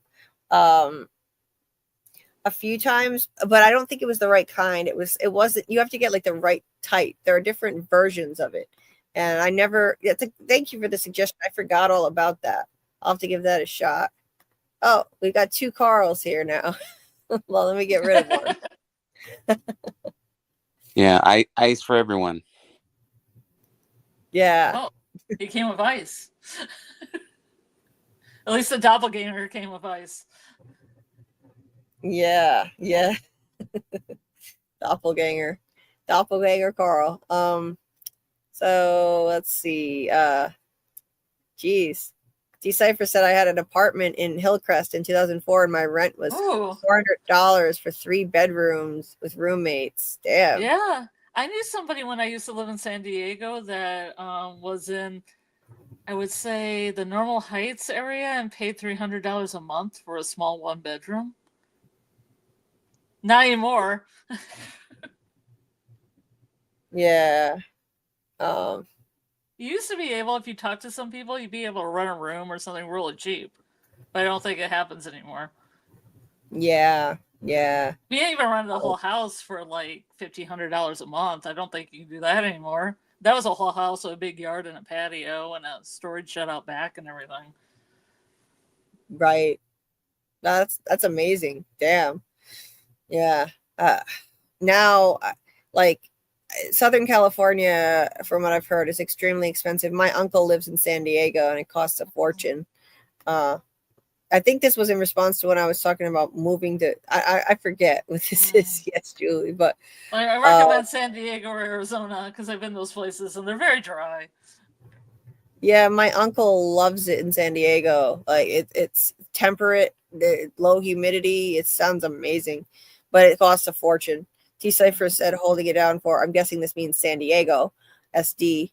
Between Hillcrest and downtown San Diego. Yeah. Yeah, I lived in like Normal Heights, Kensington. What was the other place? University Heights. I mean, there's South Park there, Little Italy. All those areas are cool. Hillcrest is cool. I kind of miss it. Yeah. Yeah. Decipher suggested a sensory deprivation tank therapy may support relaxation, improve sleep, and decrease stress, anxiety, and pain. It may have other health benefits as well. See, we need to explore more of these alternative therapy things and have them covered by insurance. Because I would totally try that. Like I wish that kind of thing would be another reason to move to California. You think they have stuff like that there? Do they? Oh, I knew people that got acupuncture and stuff, and insurance covered it. Oh, damn, that's amazing. You have to pay out of pocket here. It's expensive, but I heard there's a place in Providence where you could go that for like low income people where it's more affordable. Still, like otherwise it would be like $100 for a session. Ridiculous. And I tried it a couple times. I was able to try it for free a couple times. I had some acupuncture needles in my ears, my forehead, my feet, and it didn't reduce my pain, but it did put me into a relaxed, chill state for a couple of hours. Like I felt this, just like it's hard to describe. It was kind of like mellow, like just kind of floaty feeling. And so I kind of sat in my car for a little while before I drove home to make sure I was okay to drive. They had me sit there in the room for like 15 minutes too, but it was nice. It didn't reduce my pain, but I would love to try it again if I could find it. I need to get around to looking into the affordable place in Providence that I've heard about. I don't remember where it is, but yeah, Decipher. If I could find an isolation pod or some sensory deprivation tank, I would totally try it. I would try almost anything at this point. I'm desperate. I would try almost anything. Dieter said my grandparents. I mean, not Dieter. He was saying thanks, Dieter. Steve said my grandparents raised me, so they're like my parents. My grandfather passed 4 years ago, but I took care of him for 6 years. You're an amazing human being, Steve. You really are. Nothing but respect for what you do for your grandmother and what you did for your grandfather. And I can relate because my grandparents were like my second set of parents. They didn't raise me, but they were there for me when my family was in turmoil, and they were my rock. That was my safe sanctuary, my safe haven.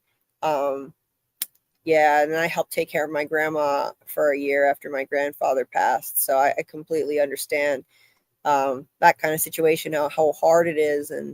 But I didn't do it for nearly as long as you. I would have if I could have, but anyway, that's a whole other story. But let's just say nothing but respect for what you're doing for your family.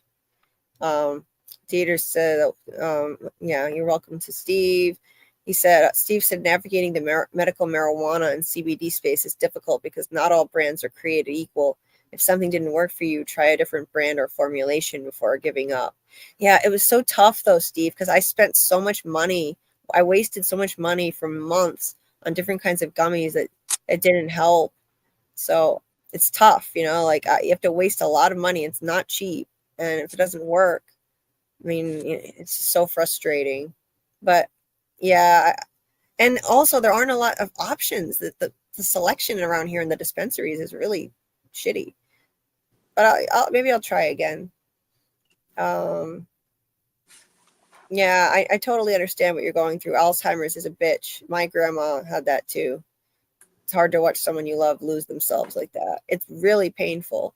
So we're all here for you, Steve, and I hope you're getting enough support for yourself and remembering self-care, because I didn't do enough self-care when I was in that situation, and I paid for it big time. So don't forget to take care of yourself too.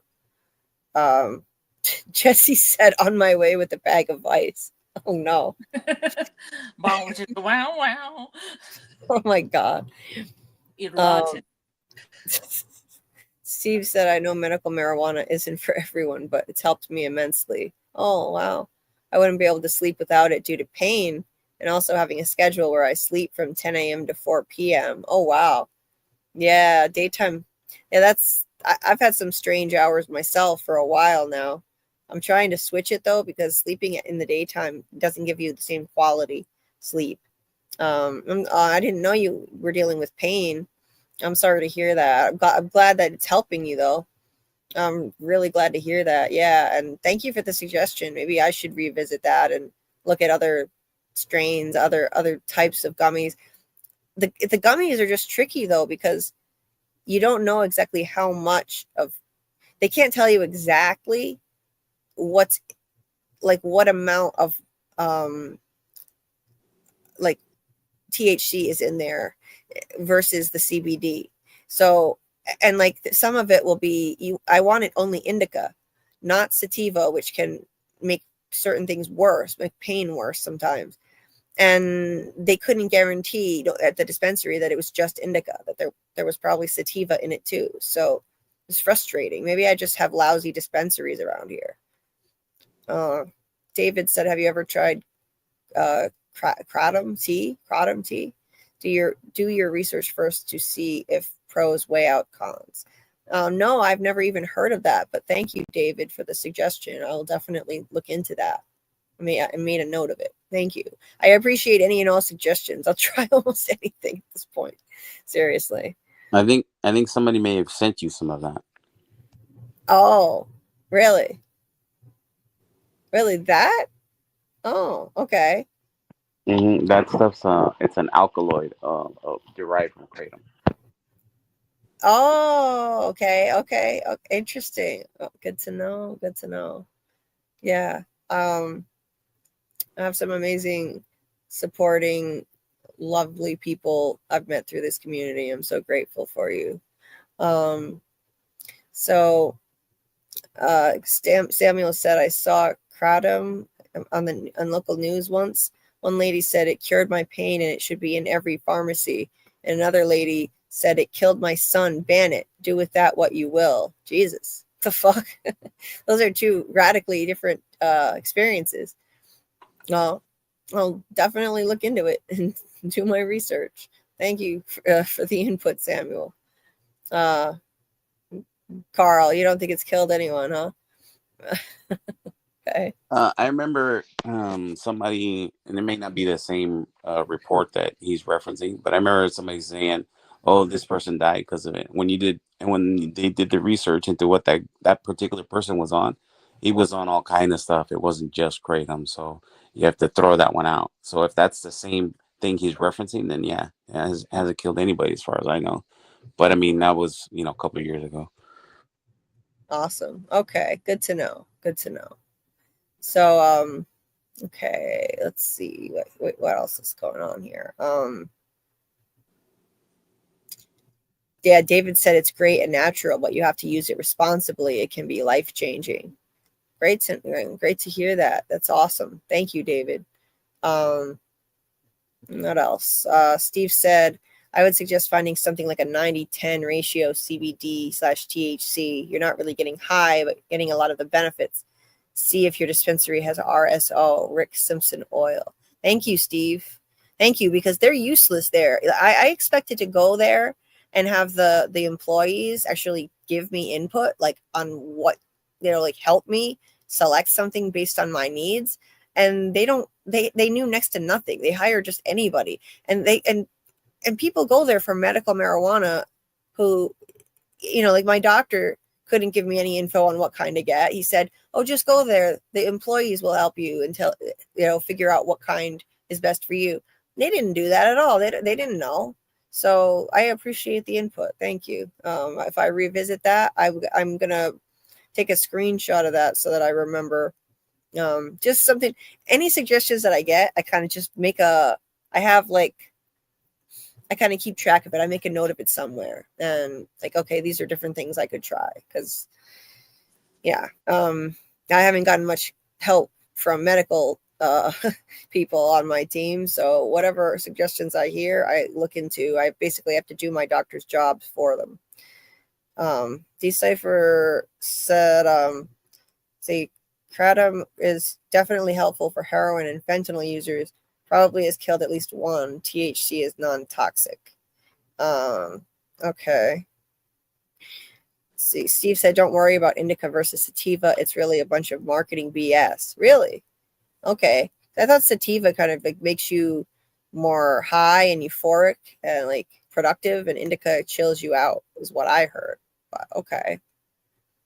And David said you have to use kratom for the pain, not just for recreational high. Oh yeah, I would only, believe me, and I have constant pain, so that's my only objective, is to relieve pain. Steve says it works well, but can be addictive. Works on the same receptors as opioids. Well, I would only use it responsibly. And yeah, I've heard it tastes terrible, but I don't care. I really don't give a shit. I'm in so much pain, I don't mind about the taste, David said, I'd be glad to give you more info if you ever need. Just let me know. Thank you so much. You guys are so kind. I really appreciate all the suggestions and advice. You have no idea.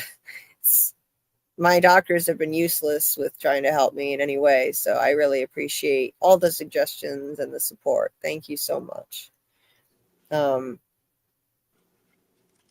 Let's see. David, I don't know if you're in my Discord, but you should join the Discord. It's the link to the Discord is in the description of the video. We do fun watch parties in there. We show Duster Thursday night. By the way, we'll stream the new episode of Duster, and that'll be dropping at 9 p.m. Eastern. We did a watch party last week. It was fun. So we'll do that for the next 2 episodes, the final 2 of the season. And it's a good way to keep the conversations that we have in the chat here going in the Discord. We have channels for all different things. We have channels for every show that I've covered, including Duster. We also have a community channel where people can just post whatever's on their minds, as long as it's appropriate, of course. Nothing offensive, but whatever's on your mind. There's a community tab and other stuff, off-topic things like music. So we also do watch parties for movies.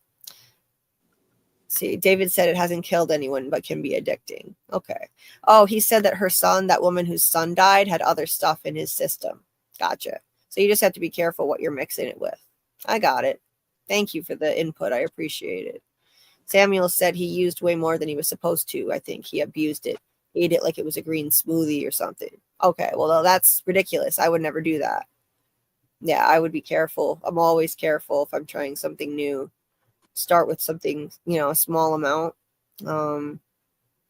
Decipher said indica and sativa are rough science for sure. We need more research into this stuff. Seriously, we need more research, and it needs to be covered by insurance.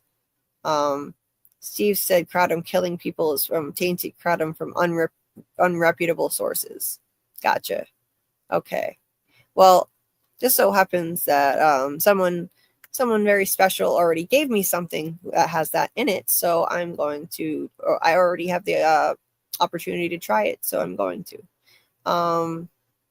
So let's see. somatic tracking or pain reprocessing therapy.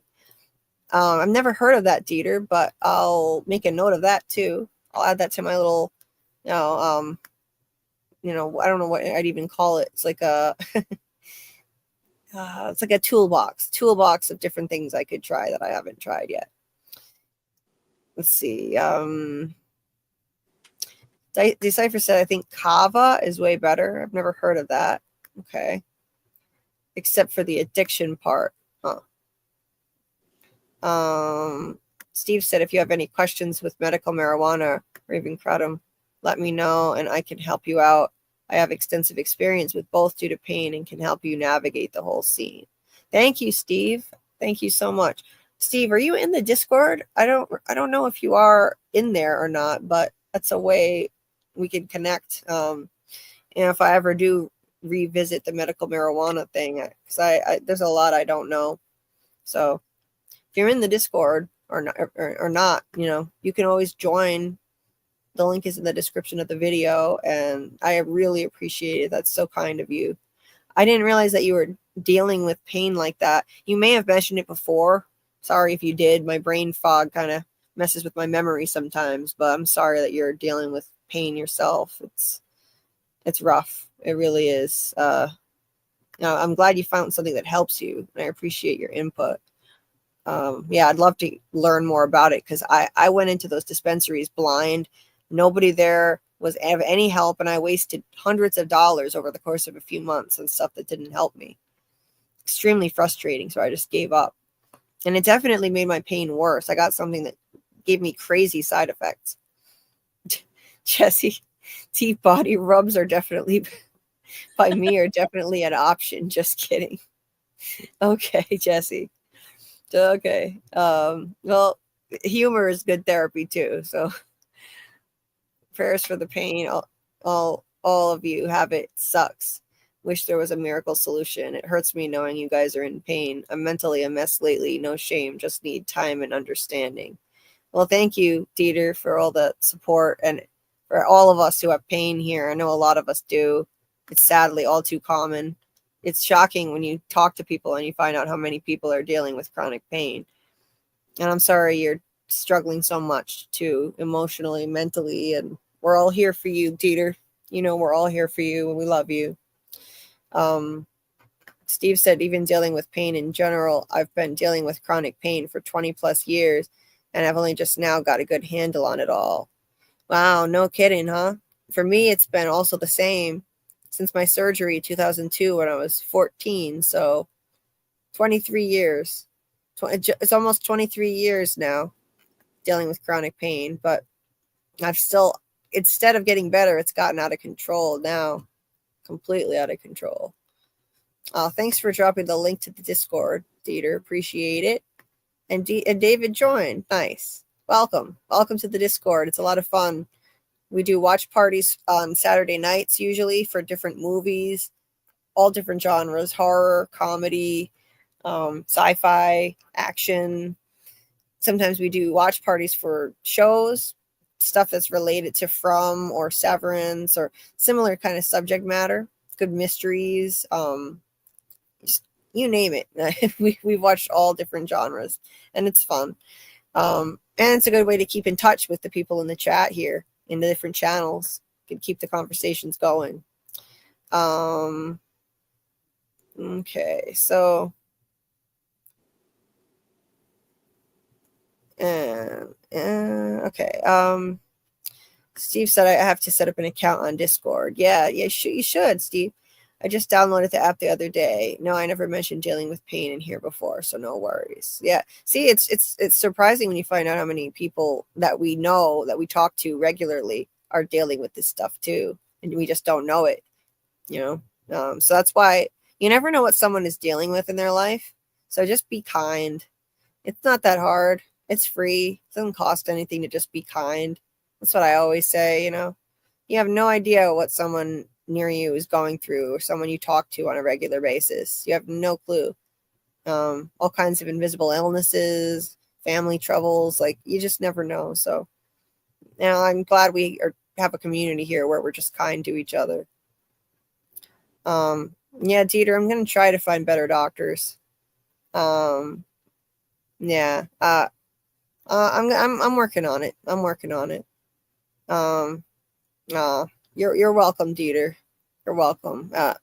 Hey, you changed my life too with all the support that you've given me and this channel, and thank you so much for everything. Decipher says, let's see, what is this? I think these are lyrics. Anyway, it's on Discord. Okay. All right, let's wrap this up now. We're at the end of the episode here. And they have this moment, this flirty moment where it does look like they're going to start making out. It was very confusing. Like, where is this coming from kind of thing. And yeah, it would be kind of the cheesy, predictable move for these two leads to wind up hooking up. I was so glad when they looked at the TV. Let me tell you. I was like, good. The news is on. It's good. It's right? Not exactly good, but it's better than making out. I think it would have been so cheesy and predictable. I have nothing against. I'm not hating on it just because it was a potential romantic storyline. I don't have any problem with that. It just would be too predictable. This one, yeah, cheesy. She's cleaning his wound. Like it's a cheesy circumstance. It's such a trope. Takes off his shirt, Yeah. I'd rather see her together with her partner Awan, and I think it's probably me too. Go that way. Yeah. But he flirts with everybody. Let's be real. He has chemistry with everybody, so naturally it's gonna come all flirty. He says, "You did okay today, Baltimore, for your first time undercover." Him with his nickname for her. You're not so bad yourself, and they do that look. They're looking at each other. Now, so they mention Xavier. She says, Xavier. He's like, yeah, I heard it too. We got to find that guy. Always looming in the background. What? I said the Savior is always looming subconsciously in the background. Yeah. And it makes you wonder, like, what is the deal with this guy? Why is he still hidden from us? We've never seen him. And I really think there's going to be a big bombshell, and Joey is not dead. He's actually Xavier, doesn't remember who he is. And this is kind of setting it up. We got to find that guy. And Jim is the one who's saying it. He's going to find out. I think, wouldn't it be wild if the reveal is that they find Xavier and it's his brother? I think that would be an awesome twist. All this time he thinks that he's looking into his brother's death, and it could turn out his brother's alive and involved in this whole mess, and a key player in this whole mess. Yeah. She says, first we've got to find out what's in that case, what was worth that $1 million. So that's another big mystery. He says that's a tomorrow problem. For now we drink. And they toast in Russian, have a little drink, say it's better than vodka. Again, it's a flirty little moment. They look at each other. He does that like kind of glance down. He's like, does that thing like he looks down at her lips, It's like, please no, this is too cheesy. And then, saved by the TV, his eyes go over to the TV. Hallelujah. No cheesy kiss. I was so happy when they both turned and looked at the television. I'm like, yay. Me too. Small victories. Me too. Yes. So yeah, they look at the TV, and it's Luna and Izzy. Shit. I'm being interviewed. What are you fighting for, Miss Raina? And she says, we're fighting for better treatment until we start getting treated like people. Like equals. We don't care who we have to confront. We want things done right. She has no idea who she's dealing with, that she's going to be going up against the mob. And I don't get why Jim hasn't warned her. Hello? Saxton owns, what is it, Snowbird, the company? Like, yeah. You're working for this company a mobster owns. And she's like, we don't care who we have to confront. It's so naive, and she should know better because of Jim. Jim should be cluing her in. I don't, that part's weird, but she and Move the Luna plot along. huh? Moving the plot along.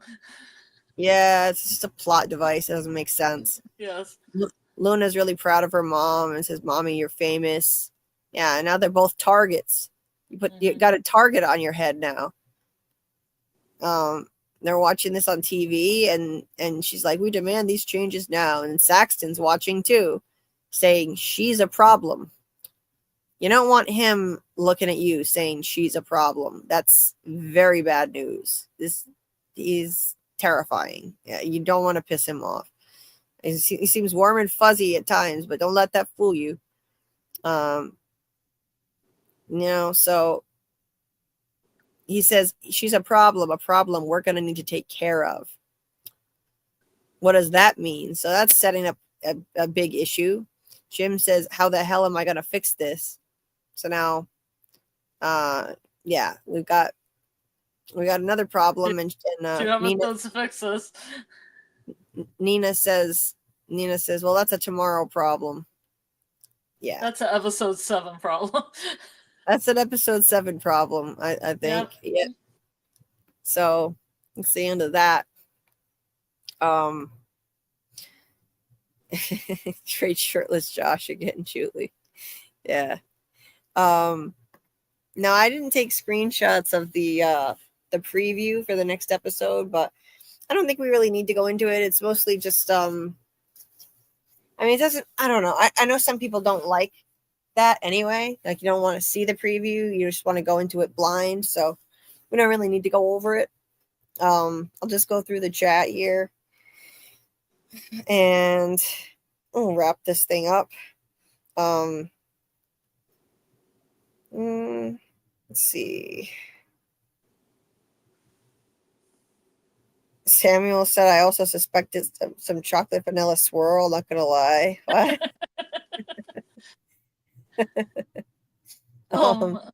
Was anticipating the makeout. Oh, I didn't understand what you meant. I didn't understand. Okay, I get it now. Chocolate vanilla swirl. Gotcha. I'm naive about things sometimes. I don't get certain references for a second there. Innocent, sweet Julie. Yeah. Ridiculously innocent. I might as well be a Disney character at this point. God, I'm a Disney innocent maiden with all the animals flocking around me, walking down the street. But I think that brings more guys with ice cubes to the yard. Probably. So, Steve, this really means a lot. Thank you so much. He said, this is honestly the best community ever. Wow. I lurk in other communities, but I've never commented, but this one is seriously the best. Feels like a real community of people who support each other. Thank you so much, Steve. That really means a lot to me. That's exactly what I wanted. That was what I wanted to create. That was the mission. I didn't just want to make a channel to ramble about TV shows. I wanted to create a community of kind people who support each other and have great conversations, but also are there for each other when anyone is going through something.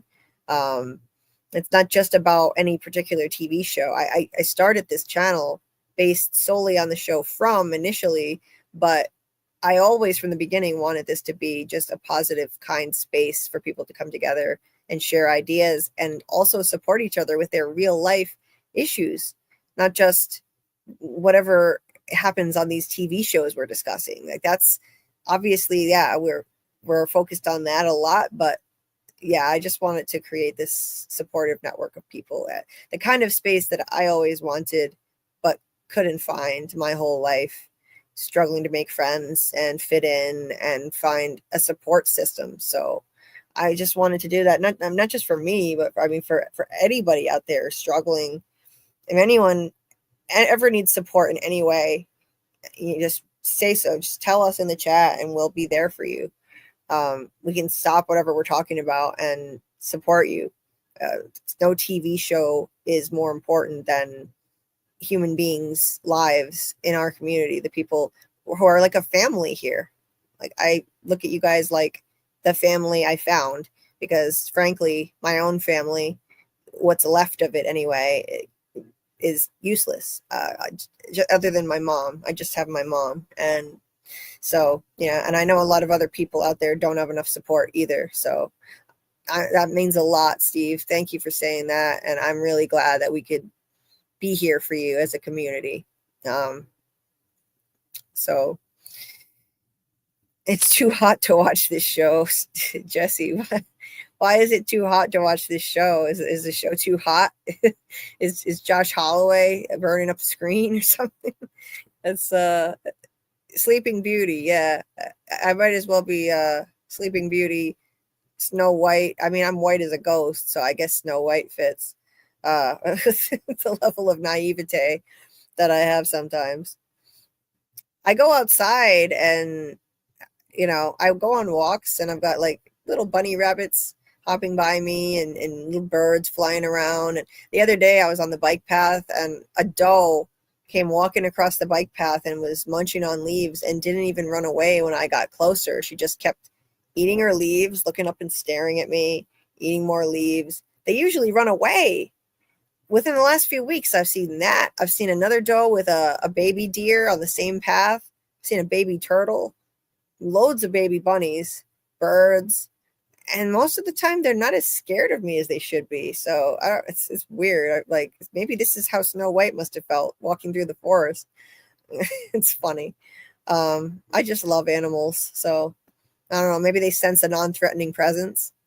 I would bring a whole iceberg to the yard. Okay, Carl.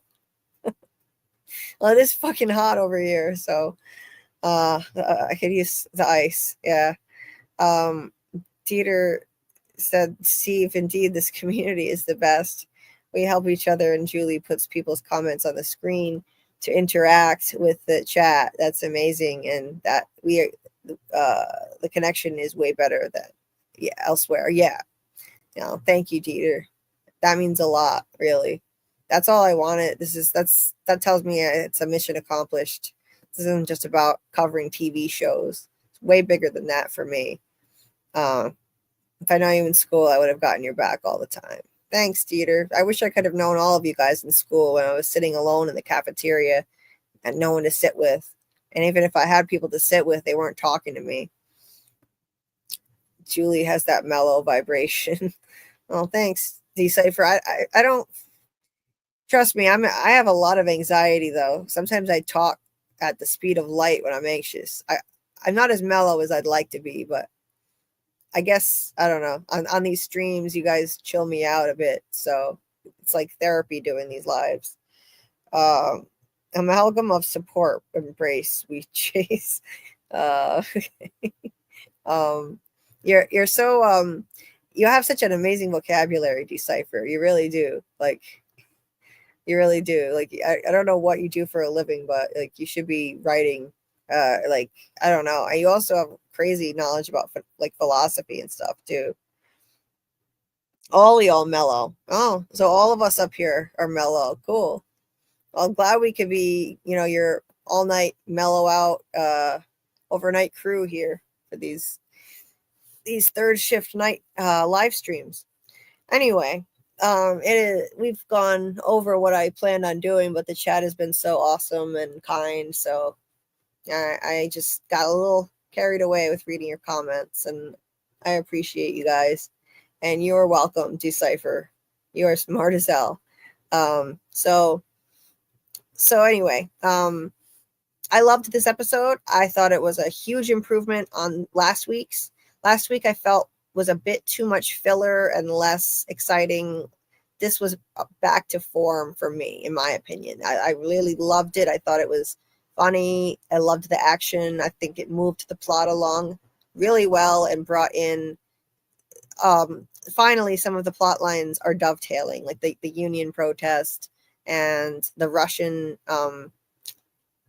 deal, the Greek Sal situation. All that stuff is kind of dovetailing together and setting up what I think are going to be 2 awesome final episodes of the season. Thursday night will be the penultimate episode. Episode 7, we'll stream that live in the Discord when it drops at 9 p.m. Eastern. Give or take a few minutes depending on how long it takes me to get ready, but it'll be at 9 p.m. Eastern Thursday if you want to watch with us. Keep an eye out for my theory video, which I'm working on right now, on what really happened to Joey and what's going on with Xavier. That I'm hoping to get released by Thursday, if all goes well, before the new episode comes out. And when you see it debut, if you could please hit the like, give it a view, I would appreciate it, and leave a comment, because that all of those things will trigger the algorithm and push it out to where more people can see it. This will be my first scripted video on Duster, so it'll be tricky to get into the algorithm. So any views, every single view, it really counts. Every like, every comment, every view, even if it's just an emoji that you put in the chat, it triggers the algorithm, and it would be much appreciated. Make sure your notifications are turned on, all notifications.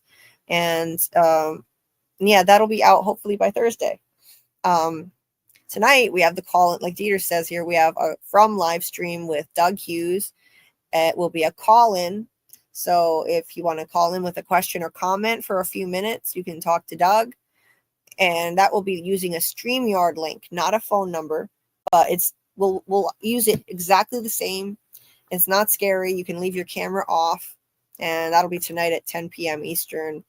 And thank you, Dieter. I'll share your video around and spam the comment section and play it over and over. Thank you so much.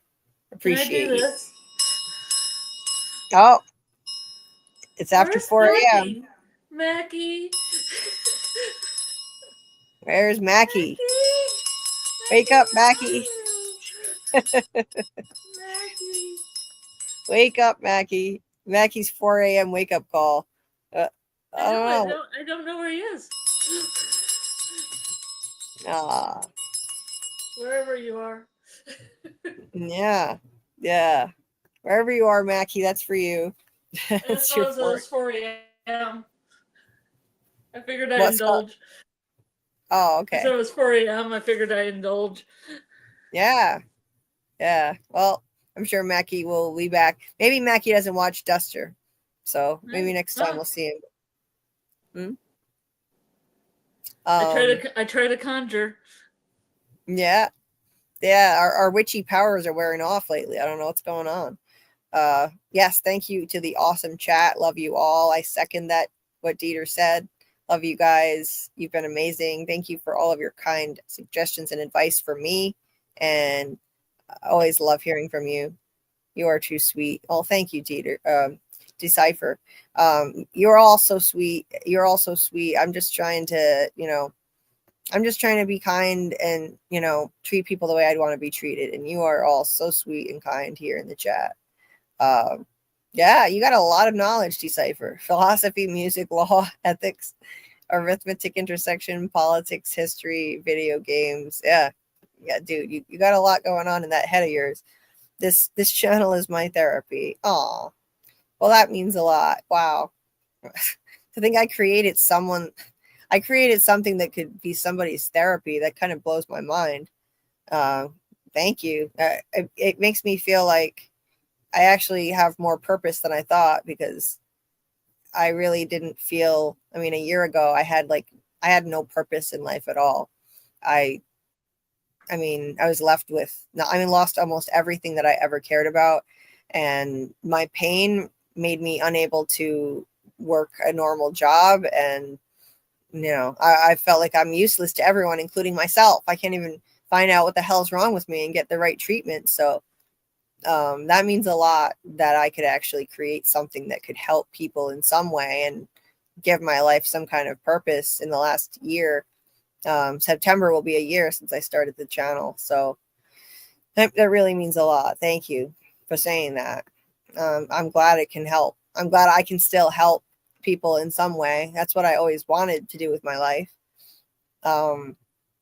Samuel, oh, well, happy birthday to your mom. Happy belated birthday to Samuel's mom. Turned 54 yesterday. Okay, so that is going to be it for us. Our next live again is tonight at 10 p.m. Eastern with Doug. Another Story Walking with Doug session. You can call in if you have any questions or comments for him. And watch out for my video, hopefully by Thursday, on Duster, What Really Happened to Joey. Thank you guys so much again for all your kindness and support. Thank you, Scarlet. Thank you, Carl. Appreciate you guys. It's been a great conversation. Thank you. Okay.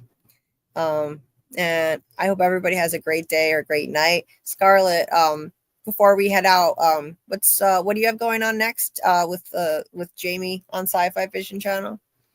I have. Anybody's interested in a fun show that's kind of like Warehouse 13 or Indiana Jones with magic, I'm doing the Librarians, the next chapter with Jamie on Thursday night at 11 p.m. EST.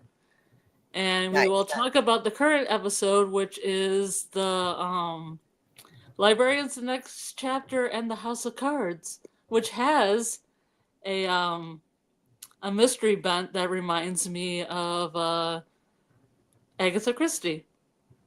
Nice. Oh, I love Agatha. If you're interested in Agatha Christie and you haven't seen the show, all the episodes are kind of standalones and you could watch it. Nice. Cool.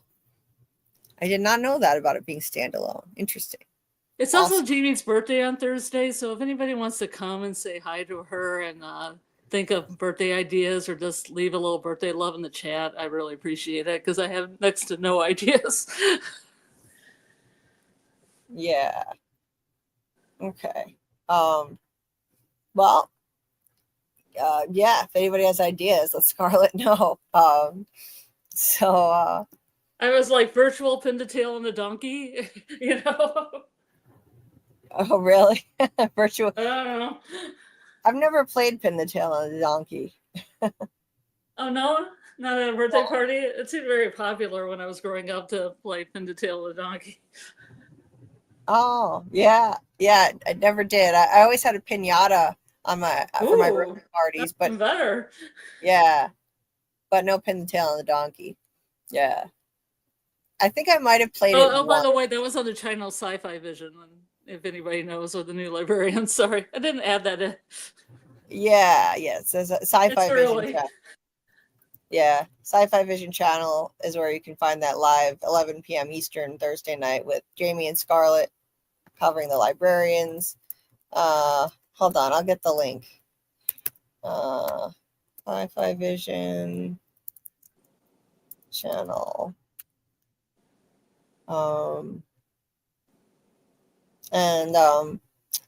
Yeah, please keep your notifications on so you can see when I drop the Duster video by Thursday.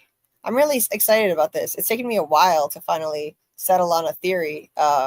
It's been a challenge with this show because I'm not used to this genre of show. I'm used to more mystery box sort of thing, and this subject matter is new to me. But I think I've got a theory that's pretty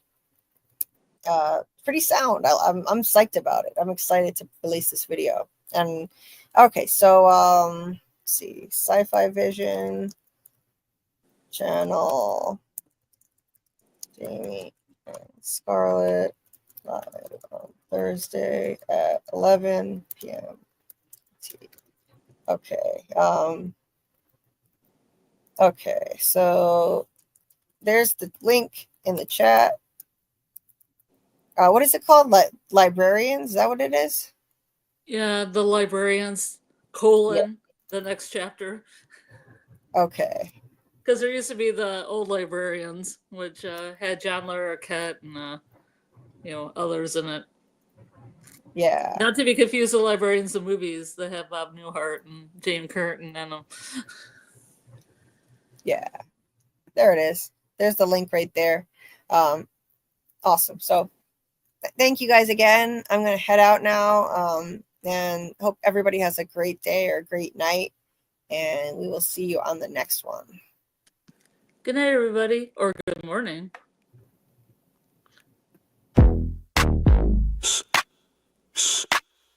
Yeah. That's a theory creaking open, baby.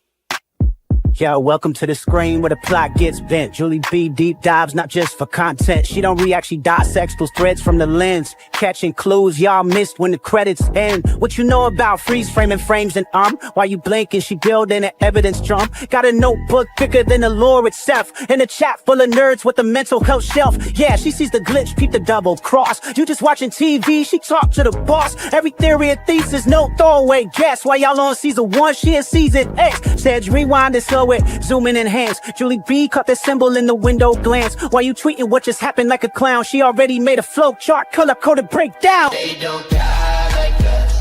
They don't vibe like us. They binge and they bounce. We revive that trust. They skip intros, we every frame. You watch shows, we decode the game. They don't die like us. Nah, they don't die like us. She cracked Severance before y'all knew it was deep. Predicted the Last of Us deaths in her sleep. When the camera pans, she ain't blinking once. Catch a ghost in the glass, call it theory punch. Watch parties lit like apocalypse nights. Call-ins while they bringing alien rights. Hey, Julie, I think the trees are spies. Well, I have a spreadsheet that confirms that, guys. Zoom in, boom in, she moving through clues. Spinning Discord in the courtrooms, Lord of views. Got mods with receipts. Time stands with heat. Every rewatch turns into a Reddit elite. You stuck on the surface, we beneath with maps. Cross-referencing lore with the rector's caps. If your fave show got secrets, don't be dumb. Julie got the chalkboard out from's where it's from. They don't dive like us. They don't vibe like us. They skim the edge. We inside that crust. They zone out, we zone in the pain. You say plot twist, we say nope, chain.